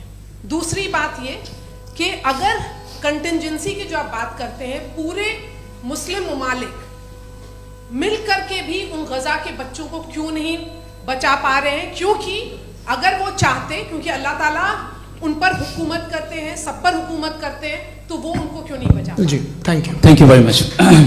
बहुत अच्छा किया आपने इस चीज को जिक्र कर दिया, मैं इसको और अच्छे से एक्सप्लेन करने की कोशिश करता हूं। देखें, जहां तक आपने कहा कि गजा के बच्चों को मारा जा रहा है, देखें 2 वर्ल्ड व्यू है, एक एथीस्टिक वर्ल्ड व्यू, एक थीस्टिक वर्ल्ड व्यू है। बच्चे मर रहे हैं दोनों वर्ल्ड व्यू में, लेकिन हमारा वर्ल्ड व्यू कह रहा है कि रिकॉम्पेंस है, ये कह रहे हैं कि उनका मरना बेकार जाने वाला है, कोई उसका रिकॉम्पेंस नहीं है, चूंकि इनके यहां आखिरत और अल्लाह का कोई तसव्वुर या गॉड का कोई तसव्वुर नहीं है। आपने ये सवाल किया कि गॉड मर्सीफुल है, क्यों नहीं रोकता? ये मैंने बताया कि ये मिसकंसेप्शन है लोगों के दरमियान कि गॉड को सिर्फ मर्सीफुल और ओमनीपोटेंट समझते हैं। गॉड के सिर्फ यही 2 एट्रीब्यूट्स नहीं है, गॉड के कई सारे एट्रीब्यूट्स हैं, उनमें से अल हकीम भी है, उनमें से ऑल वाइज भी है, ऑल नोइंग भी है।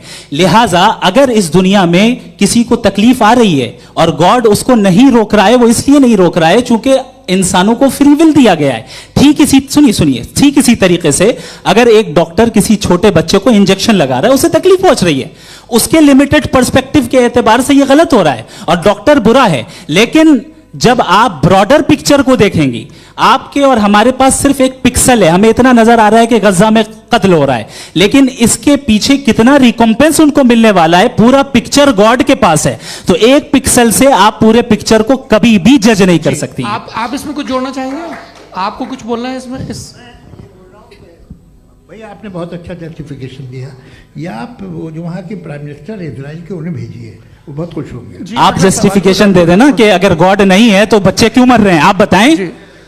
वो ये सवाल पूछ रहे हैं कि अगर आप ईश्वर का अस्तित्व नहीं मानते हैं तो उन बच्चों की मौत को आप कैसे इंटरप्रेट करते हैं? भाई ये दुनिया जो है, जो ताकतवर लोग होते हैं वो एक नाइंसाफी करते हैं। तो ये अच्छा काम है आपके नजदीक, तो नेचर नाइंसाफी पे मबनी है। अरे मेरे भाई, आप नेचर की कहाँ बात कर रहे हैं, तो इंसान की बात। तो फिर जब मैं इंसान की बात कर रहा था, आप नेचर की बात करने लगे। क्रॉस एग्जामिनेशन नहीं। हाँ, अब आप मुझे बोलने नहीं देंगे तो अलग बात है, आप बोलिए, मुझे कोई जल्दी नहीं। जी नहीं, ये क्रॉस एग्जामिनेशन मुझे बोल तो लेने दीजिए। जी बोलिए। क्या बात ये है कि ह्यूमन सोसाइटी तभी साथ में रह सकती है जब वो मोहब्बत से, एकता से, एक दूसरे के एहतराम करके रहे। इसके अलावा पॉसिबल नहीं है, अकेले तो इंसान रह नहीं सकता। वहाँ पर कुछ लोग हैं जो फाउल करते हैं, वो फाउल हमेशा से तारीख में होता आया है। आज ये हो रहा है, जो हो रहा है बहुत बुरा हो रहा है, बहुत जालिमाना है, बहुत जाबराना है। उसको आप कहें कि ये बच्चों को कॉम्पनसेशन मिल जाएगा या इसकी इंजेक्शन है, इंजेक्शन तो हेल्थ के लिए दिया जाता है। आप ये कह रहे हैं कि ये बच्चों की जो धज्जियां उड़ रही हैं ये इंजेक्शन है, ये टेस्ट है, ये टेस्ट है, और उस टेस्ट में उनको ऐसा रिकॉम्पेंस मिलेगा जो आपके तसव्वुर के बाहर है। ये आप 3 बरस के बच्चे को बारूद से उड़ा के टेस्ट ले रहे हैं। वाह, वो नहीं ले रहा है, खुदा नहीं उड़ा रहा है, इजराइल उड़ा रहा है। जी, ये तो उसको अगला सवाल लेते हैं प्रोफेसर पुरुषोत्तम अग्रवाल।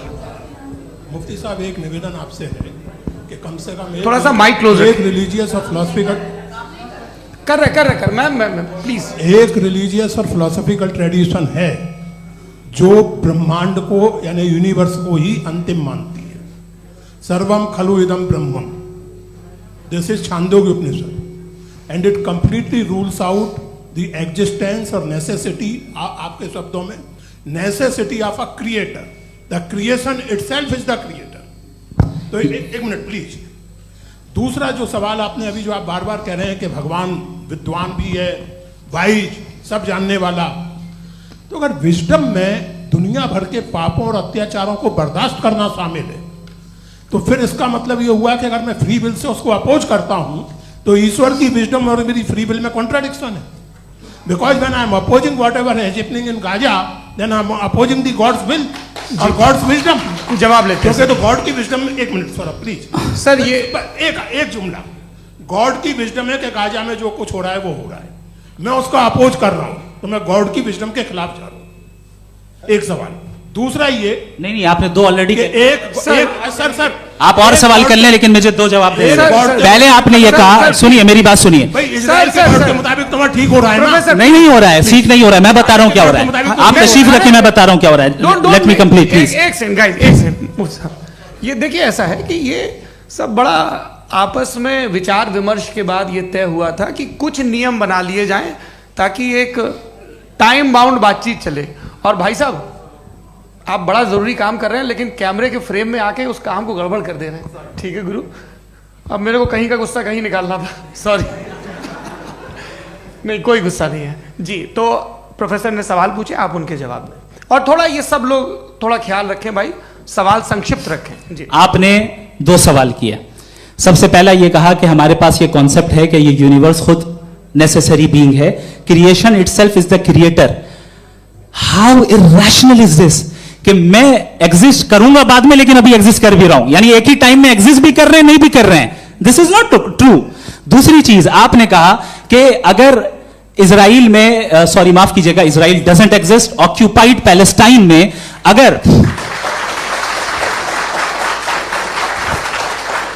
अगर ऑक्यूपाइड पैलेस्टाइन में बच्चों को मारा जा रहा है फ्री विल की वजह से और गॉड नहीं रोक रहा, ये कॉन्ट्रडिक्शन है। ये बताइए कि एक एग्जाम में एक बच्चा गलत आंसर लिख रहा है, सुनिए, एग्जामिनर चाहे तो रोक सकता है, क्यों नहीं रोक रहा है? ये कॉन्ट्रडिक्शन है, ये कॉन्ट्रडिक्शन नहीं है। माइक नहीं सर, ये आपस में जी, ये क्या आपका सवाल? माइक दीजिए। फ्री विल दिया गया है टेस्ट के लिए, अकाउंटेबिलिटी के लिए। अगर फ्री विल नहीं होता तो आप कहते हैं हमें रोबोट बना दिया गया। नॉट मिसरिप्रेजेंट माय पोजीशन, आपकी जो भी पोजीशन, मैं अपनी फ्री विल के नाते, अपने ह्यूमन विजडम के नाते गाजा में हो रही अत्याचार का विरोध करता हूं। बिल्कुल करना चाहिए। के हिसाब से मैं गॉड की विजडम का विरोध कर रहा हूं? बिल्कुल नहीं, जो हो रहा है गॉड, बिल्कुल भी नहीं, बिल्कुल भी नहीं। उसका वहां पर गाजा में कत्ल होना ये इंसानों के गलत इस्तेमाल का नतीजा है, फ्री विल के इस्तेमाल का नतीजा है। गॉड इसका हुक्म नहीं देता, उससे रोकता है। यही तो मसला है ना, आपके लिए कॉन्सेप्ट क्लियर नहीं नहीं भाई, आपने तो बताया था इंजेक्शन लगाने से बच्चे को तकलीफ होती है, ये इंजेक्शन लगा। सर आप ऐसे रेटोरिक स्टेटमेंट दे तब तो कोई मसला नहीं समझते रहेंगे। This is a rhetoric statement, this is not a logical argument sir. I am sorry, I am sorry. आखिरी 30 मिनट बड़े मुश्किल होने वाले हैं जी। मुफ्ती साहब आगे बैठे हैं, इनको माइक दीजिए। हाँ तरुण, माइक आप अपने पास रखिए, आपको कैमरे का फ्रेम पता है जी। सबसे पहले दोनों को मुबारकबाद। एक सर अपना आप नाम बता दें। आप अमेरिका में शिकागो में रहते हैं, इतना मुझे याद है। बताया आपको, यासिर नदीम अलवाजदी मेरा नाम है। जावेद सर, आपसे एक क्वेश्चन है इन्फिनिट रिग्रेस के ताल्लुक से। एक हाइपोथेटिकल सिनेरियो है, मसलन अगर आप सर माइक थोड़ा सा प्लीज क्लोज रखिए जी। अगर आप शायर इसलिए हैं कि आपके कोई उस्ताद शायर थे, और वो इसलिए शायर थे कि उनके कोई उस्ताद शायर थे, और इसी तरीके से हम माजी में पीछे चलते चलते चले जाएं और कहीं ना रुके, तो माफ कीजिएगा आप कभी शायर नहीं हो सकते। लेकिन आप शायर हैं, आपका शायर एग्जिस्ट करता है, इसका मतलब ये है कि आप कहीं ना कहीं रुके हैं। तो मेरा सवाल ये है कि क्या आप इन्फिनिट रिग्रेस ऑफ कॉजेस को लॉजिकल फैलेसी मानते हैं या नहीं मानते? हाँ या ना? मैं इन्हें लॉजिकल फैलेसी नहीं मानता हूँ, लेकिन मेरा प्रॉब्लम यह है कि जब मैं नहीं मानता हूँ तो I will continue with this logic जो फैलेसी नहीं हो। आप एक जगह रुक जाते हैं जाके, आप कहते हैं ये गेंद कैसे बनी, ये जजीरा कैसे बना, ये समंदर कैसे बना, ये ज़मीन कैसे बनी, और अचानक गॉड पे जाके आपको ब्रेक लग जाता है। एक बार आप सवाल नहीं करते कि भाई इनको बनाने वाला तो इनसे भी कॉम्प्लिकेटेड होगा, वो कैसे बना, उसके बारे में आपने इत्मीनान कर लिया, वो हमेशा से है। तो अगर आप उसे हमेशा से मानते हैं तो फिर ये मान लीजिए कि कायनात हमेशा से है, क्या तकलीफ है? हम वजूद में नहीं आते जी है? हम मौजूद नहीं। अच्छा सर सर सर क्यों नहीं हो मैं सकते? बताऊं प्लीज प्लीज। जैसे मैंने मिसाल दी आपके शेर, आपका शेर कभी वजूद में ना आता अगर शायर इसी तरह चलते रहते हमेशा। जी माइक मेरे ख्याल से एक सेकंड। इन्फिनिट रिग्रेस का कॉन्सेप्ट क्लियर नहीं हो पाया, ऐसे रहने दें, लेट्स मूव ऑन सर। ठीक है, हाँ थोड़ा सा मॉडरेटर का भी ख्याल रखें। नहीं आपने तो रखा है, आपने रखा है। यहाँ पे गौहर रजा साहब हैं, वो भी एक सवाल पूछना चाहते हैं। माइक नीचे से ऑन कर दिए नीचे। पहले तो ये कह दूं कि मैं उन बच्चों से शर्मिंदा हूं जिनको गजा में कत्ल किया गया, क्योंकि हमारे होते हुए कत्ल किया गया। लेकिन उससे ज्यादा शर्मिंदगी इस बात से हुई कि मुझे लगा कि मुफ्ती साहब उसको जस्टिफाई कर रहे हैं। बिल्कुल भी नहीं, आप बहुत ही गलत। मुझे लगा मैं गलत हो सकता हूं, बिल्कुल गलत। मैं सवाल पूछ रहा हूं, सवाल मैं सवाल पूछ रहा हूं। मैं जावेद भाई से डिसएग्री करता हूं। एक सेकंड देखिए, अगर देखिए ऐसा एक सेकंड आप सर वेट अरे आप कुछ मेरे पहले मुझे अपनी बात कह लेने दीजिए। अगर ऑडियंस तय करेगी तो फिर मॉडरेटर का मतलब नहीं। मेरा आप सबसे ये कहना है, ये बहस दो लोगों के बीच में है, एक तरफ मुफ्ती साहब, एक तरफ जावेद साहब। पिछले 1.5 घंटे से ये लोग अपने अपने तर्क रख रहे हैं। आपकी इनसे इत्तेफाकी हो सकती है, ना इत्तेफाकी हो सकती है। मेरे उस्ताद मुझे सिखा गए हैं कि मुखामुखम में असहमति की गुंजाइश बची रहनी चाहिए। अगर मैं आपकी बहुत इज्जत करता हूं गौहर साहब, आपने जो कमाल की किताबें लिखी, साइंटिफिक टेम्परामेंट, लेकिन मेरी ये गुजारिश है आप सबसे कि यदि आप इन लोगों ने जो बोला उन पर टिप्पणियां करेंगे तो ना वक्त की पाबंदी रहेगी ना वो अनुशासन। आप सवाल पूछ लें, उस सवाल में जो बात आ जाए वो आ जाए।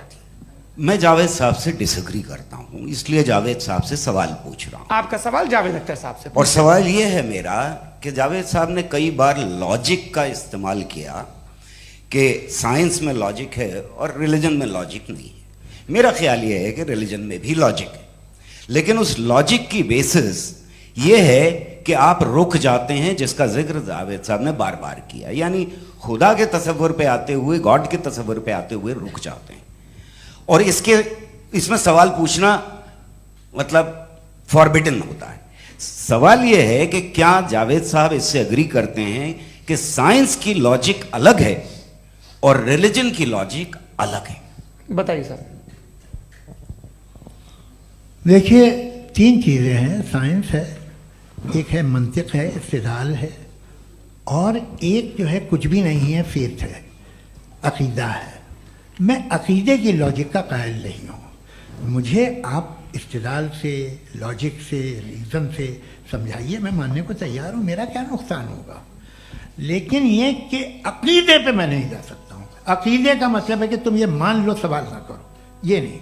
आप सारी बातें करके, बड़ी साइंटिफिक बातें करके एक जगह जाके खुदा के वजूद पे रुक जाते हैं, सरेंडर कर देते हैं। मैं सरेंडर करने को तैयार नहीं। That's all. जी, ये आगे सर बैठे हुए हैं, इनको माइक दीजिए। भाई वो आप पूछना चाह रहे थे ना भाई? हाँ नहीं मैं ये थैंक यू जी। आपका नाम?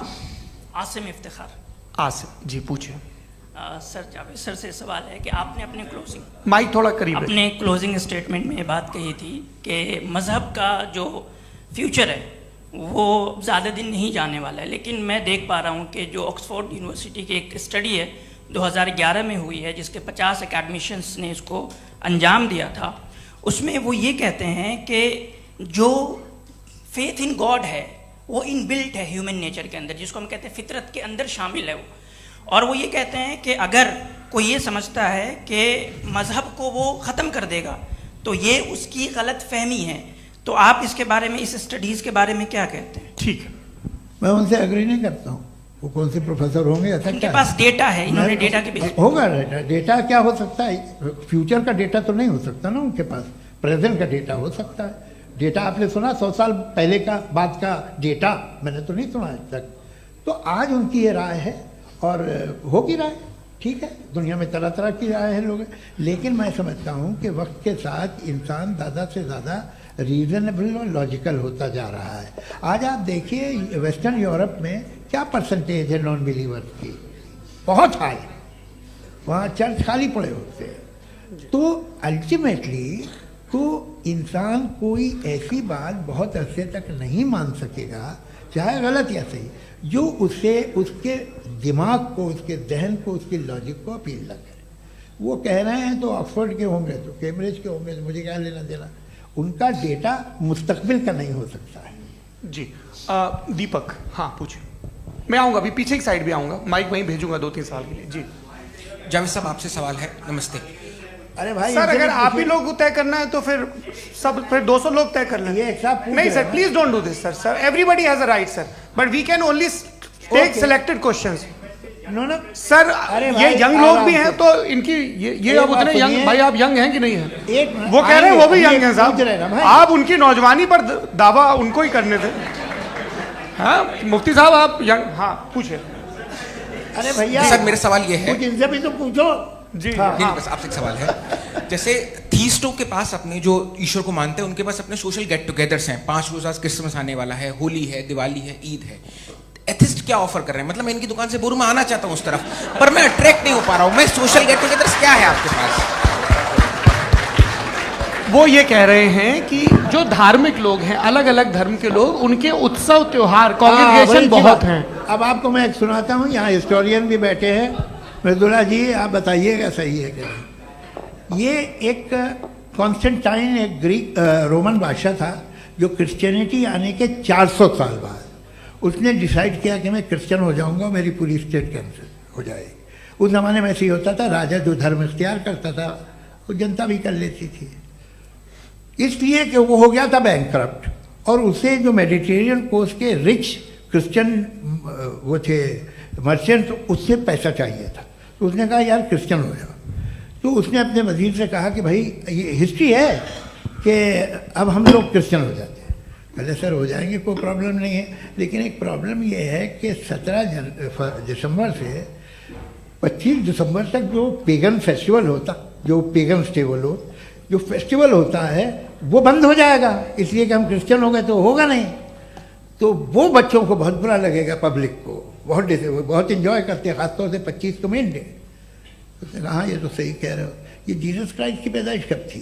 कहते साहब वो अप्रैल में थी। नहीं कट करो, वो 25 दिसंबर को है। यह हकीकत है जी। और 400 साल बाद क्रिश्चियनिटी के अप्रैल से दिसंबर ले आए, और इसलिए कि यहाँ पेगन फेस्टिवल होता था। अब मनाते हैं आप आराम से। ये जो सारे फेस्टिवल हैं ये रिलीजन से, हर एक को एक इंटरटेनमेंट डिपार्टमेंट चाहिए होता है अपनी कंपनी चलाने के लिए। तो ये रिलीजन ने, ये सेकुलर त्यौहार थे जिन्हें रिलीजन्स ने ले लिया है। ये मौसम के थे, फसलों के थे, किसानों के थे, उसको आपने लेके रिलीजियस रंग दे दिया। ये कोई रिलीजन से थोड़ी आए आप। अच्छा हमें देखिए, हम तो मुल्द हैं, हम ईद मनाते हैं, हम दिवाली मनाते हैं, हम होली मनाते हैं, हम क्रिसमस मनाते हैं। बम्बई की फिल्म इंडस्ट्री की सबसे बड़ी होली हमारे घर में, सबसे बड़ी ईद हमारे घर में। वो हमारे सोशल वो है, हमारे हेरिटेज है। ऐसा थोड़ी है कि we will throw the baby along with the water. ये तो अच्छी चीज़ है, इन्हें रखो, जो बेकार है फेंक दो। जी हाँ हेलो जी, मेरा सवाल नादवी जी से है। जैसा कि आपने बोला कि गॉड टाइम के भी परे हैं, और गॉड इतनी कॉम्प्लेक्स चीज़ है कि उसे ह्यूमन माइंड समझ नहीं सकता, और गॉड ने अर्थ पे फ्री विल भी दे दी है। तो आप अपना वक्त ज़ाया क्यों कर रहे हैं गॉड के बारे में बात करके? अपन को तो बात करनी चाहिए कि सोसाइटी को बेहतर कैसे करें। जी, मैं गॉड वही बताता है सोसाइटी को कैसे बेहतर करें। अभी मैं आपका जवाब देता हूँ।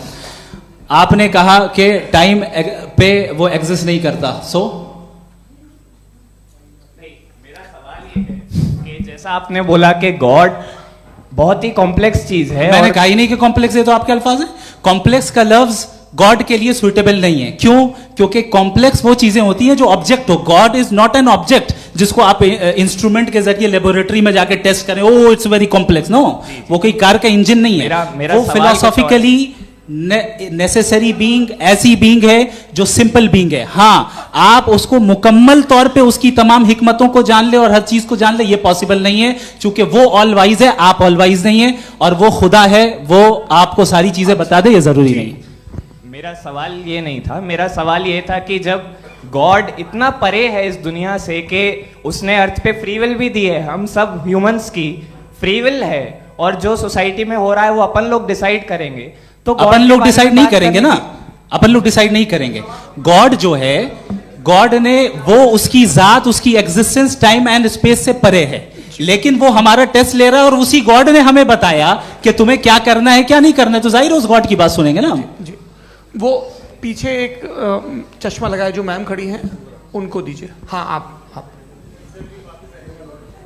जी जी बिल्कुल आएंगे। देखिए मैं कोशिश कर रहा हूँ सब तरफ जाने की। हाँ उनको दीजिए माइक जी।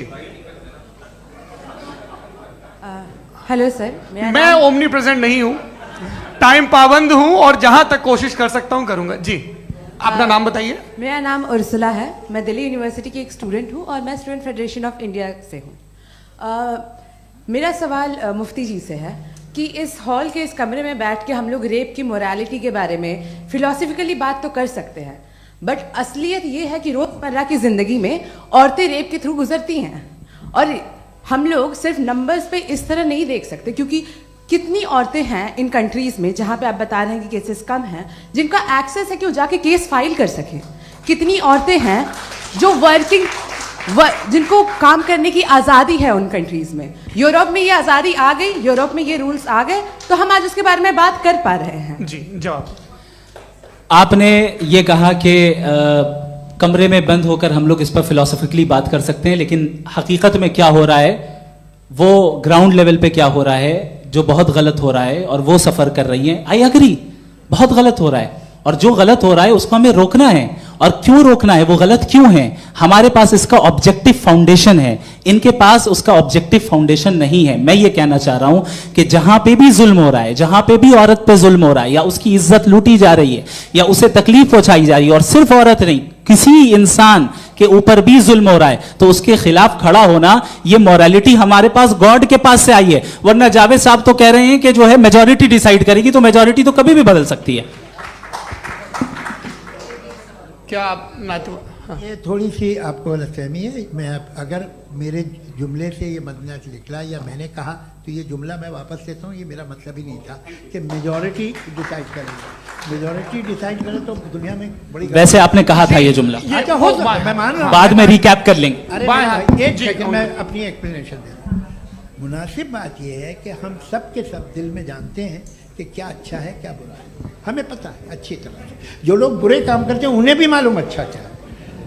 यही तो सवाल था हजरत कि फिर ये मोरालिटी आई कहां से? Cross examination. हाँ जी हाँ। मोरालिटी साथ रहने की डिजायर से आई है, यानी साथ रहकर जो कुछ कह दे जो कुछ कर दे वो हो जाएगा? नहीं नहीं, तो आप कायदे से रह ही कर सकते हैं जब तक लोगों में मोरालिटी हो, वरना क्यास हो जाएगा। ये आपको कैसे पता?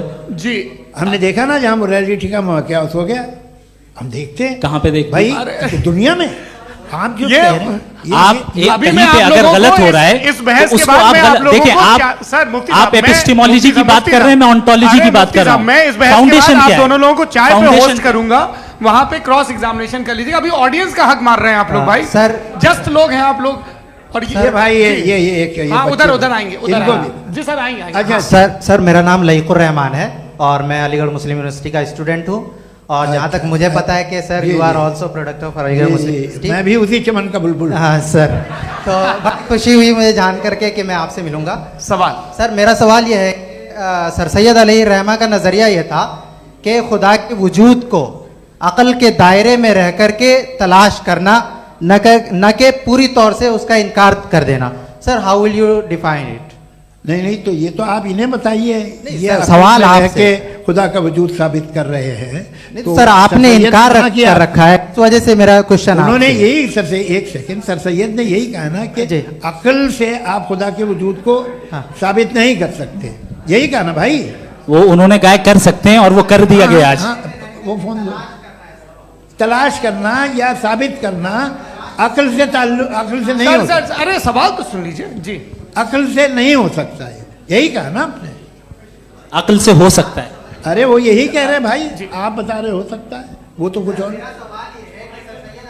आप अगर सर देखो नौजवान फोन ले लो, वो इतनी कमाल की यूनिवर्सिटी है। अरे भाई दे दो जरा एक मिनट, दे दो भाई मेरी बात सुनो, माइक पे बोलो ताकि जो लाखों लोग देख रहे हैं। माइक दे दो ना। अरे देंगे ना माइक, तुम ठहरो तो।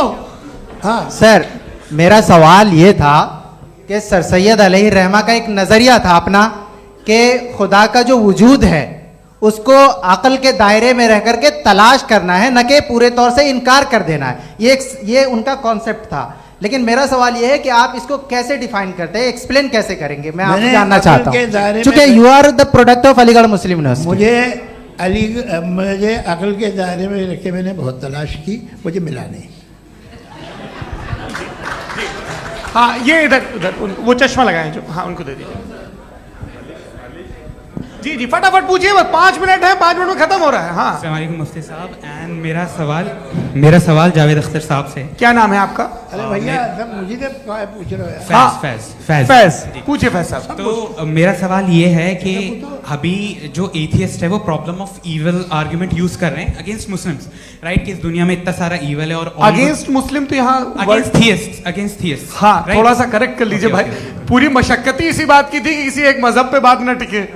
जी, तो बेसिकली ये आर्गुमेंट ऐसा है कि इस दुनिया में इतना ज्यादा इविल एग्जिस्ट करता है और अगर एक ऑल गुड गॉड है तो वो रोकता क्यों नहीं है?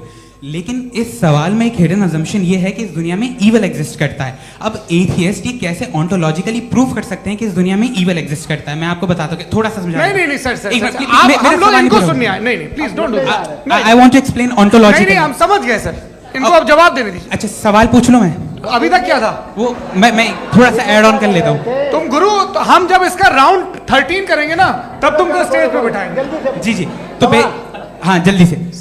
तो देखिए एथियज्म के हिसाब से सब कुछ रैंडमली बन गया है, सब कुछ एटम्स और मॉलिक्यूल्स है। एक पत्थर में और मुझ में सिर्फ इतना फर्क है कि हम लोग एटम्स और मॉलिक्यूल्स का अलग अलग रीअरेंजमेंट है। अब एक पत्थर को कोई इंसान तलवार से 2 टुकड़ों में काट दे या मुझे, according to atheism it is same, there is no evil and good according to atheism.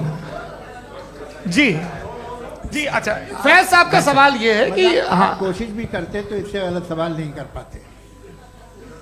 एक लाइफ फॉर्म है और लाइफ फॉर्म में फीलिंग्स हैं, मतलब लाइफ फॉर्म सुनता है, देखता है, टेस्ट कर सकता है, फील कर सकता है, तो उसकी जो ये जो क्वालिटी इस बबल में आ गई हैं वो जानवर में भी है, इंसान में भी है। तो जाहिर है कि उसे कोई तकलीफ पहुंचेगी, तो चूंकि उसके पास वो सेंसिटिविटी है तो मैं करेगा। पत्थर में वो सेंसिटिविटी नहीं है।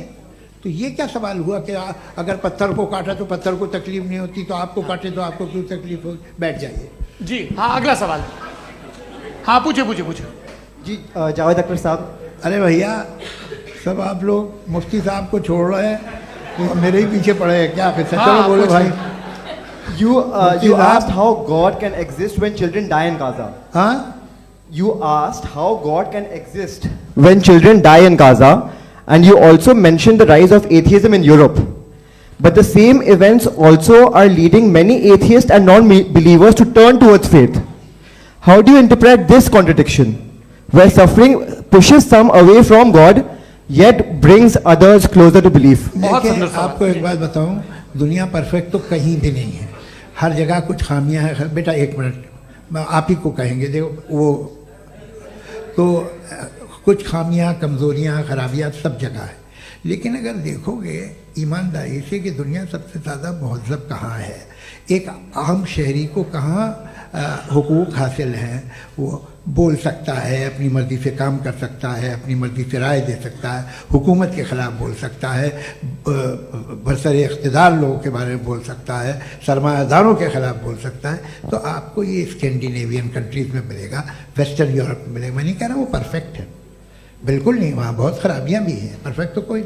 लेकिन जिन जिन मुल्कों में, लैटिन अमेरिका देखो, गल्फ़ देखो, वहाँ पर आपको ये ज़रूर है कि रेप नहीं होते होंगे। रेप की ज़रूरत क्या है भाई? उसको तो ख़रीद लो, घर में रखो, सड़क पर रेप करने की क्या ज़रूरत है? मगर सुनिए, मगर हकीकत ये है कि वहाँ शख्सी आज़ादी राय देने की, बोलने की नहीं है। जी ये एक आखिरी सवाल मुफ्ती साहब से। हाँ मैम, इनको माइक दीजिए। शुक्रिया। मेरा नाम मनीषा है, मैं हरियाणा से आई हूँ। मैं मुफ्ती साहब से एक बात पूछना चाहती हूँ। आप बार बार जावेद साहब को कॉन्ट्राडिक्ट तो कर रहे हैं कि आपने ये कहा, लेकिन आप भी अजम्पशंस के बेसिस पे बात कर रहे हैं। आपने खुदा के होने का कौन सा प्रूफ पेश किया है, खुदा की एग्जिस्टेंस का? अब इस सवाल को अलग रहने दीजिए, कौन एथीस्ट है कौन नहीं है। और दूसरी बात जो आपने एक छोटी सी कही थी कि ये फ्री विल का इस्तेमाल करता है इंसान अपनी, लेकिन इस फ्री विल का इस्तेमाल में मतलब खुदा ने ये दे दी सबको ये इजाजत कि वो कितना घिनौनापन और कितने ज्यादा खराब से खराब तरीके इस्तेमाल कर सकते हैं। जवाब सुनते जी। आप फ्री विल को मानती है ना, या अब कहती है कि फ्री विल नहीं है? है ना, मानती है ना? तो अब आपके पास इसका कोई एक्सप्लेनेशन नहीं है कि अगर एक इंसान उस फ्री विल का इस्तेमाल करके गलत काम कर रहा है और बच के अच्छी जिंदगी गुजार के निकल जा रहा है, उसका कोई रिकम्पेंस नहीं है। हमारे वर्ल्ड व्यू में जो इंसान गलत काम कर रहा है उसको भी रिकम्पेंस यानी उसका बुरा बदला मिलना है, और जो सही काम कर रहा है उसको सही बदला मिलना है। लिहाजा जो फ्री विल है वो इस तरीके से है कि एक लिमिटेड टाइम तक खुदा ने मोहलत दी है। ऐसा ही नहीं कि छूट दे दी, जो करना है करते रहो हमेशा। वक्त आएगा जब एग्जाम का टाइम खत्म होगा तब रिजल्ट आएगा, दौराने एग्जाम जबरदस्ती आपको नहीं बताया जाएगा। अरे भाई एक सेकंड, जी एक सवाल मुफ्ती साहब से मेरा, मुफ्ती साहब से एक सवाल, रुक जाइए, आपसे फोन, आप इसके बाद आपसे यही रहेंगे वो। हाँ बोलिए। मैं मुफ्ती साहब एक ही सवाल करता हूँ कि अगर जो हो रहा है फ्री विल से हो रहा है और एक दिन बरोज़ क़यामत इंसाफ होगा मैशर में वगैरह वगैरह, तो दुआ क्यों मांगते हैं लोग? दुआ मांगते हैं इसके मतलब है अभी भी उसने ये डिपार्टमेंट रखा है कि मैं रोजमर्रा की जिंदगी में बिल्कुल बिल्कुल ही कैन। तो तुम कैन हो, तुम मुझे नौकरी दिला देते हो, मेरे बेटे को ग्रीन कार्ड दिला देते हो और 45,000 बच्चे मरते हो, उन्हें रोकते नहीं हो? नहीं, तो क्या आप ये कह रहे हैं कि इस दुनिया में जालिमों को कभी पकड़ ही नहीं होती है? अरे जो भी पकड़ होगी वो बच्चे रोते हैं। बिल्कुल, देखिए मैंने अपने ओपनिंग स्टेटमेंट में यही कहा था कि जनाब जावेद साहब सिर्फ इमोशनल आर्गुमेंट देंगे। This is an emotional argument. ये छोटे मोटे इसके पीछे का रीजन मैंने बताया क्या है। देखिए मैं बार-बार यहाँ पर मंच से आप लोगों को सज्जनों इसलिए कह रहा हूं ताकि थोड़ा सा आपके कॉन्शियंस पे जोर रहे कि आपको ऑर्डर बचा के रखना है। वक्त तय हुआ था, ये वक्त पूरा हुआ, आपने इतने धैर्यपूर्वक सुना, मैं आप सबका बहुत बहुत शुक्रगुजार हूं। यदि इन दोनों विद्वानों की इच्छा होगी तो कभी हम इस बातचीत का राउंड 2, राउंड 3, यही तो देखिए खूबी है इंसान की कि बहस मुबाहसे में वो पड़ा रहता है। आप लोगों ने बड़े धैर्य का परिचय दिया, बहुत बहुत शुक्रिया। इसी के साथ ये बातचीत यहाँ पे समाप्त होती है।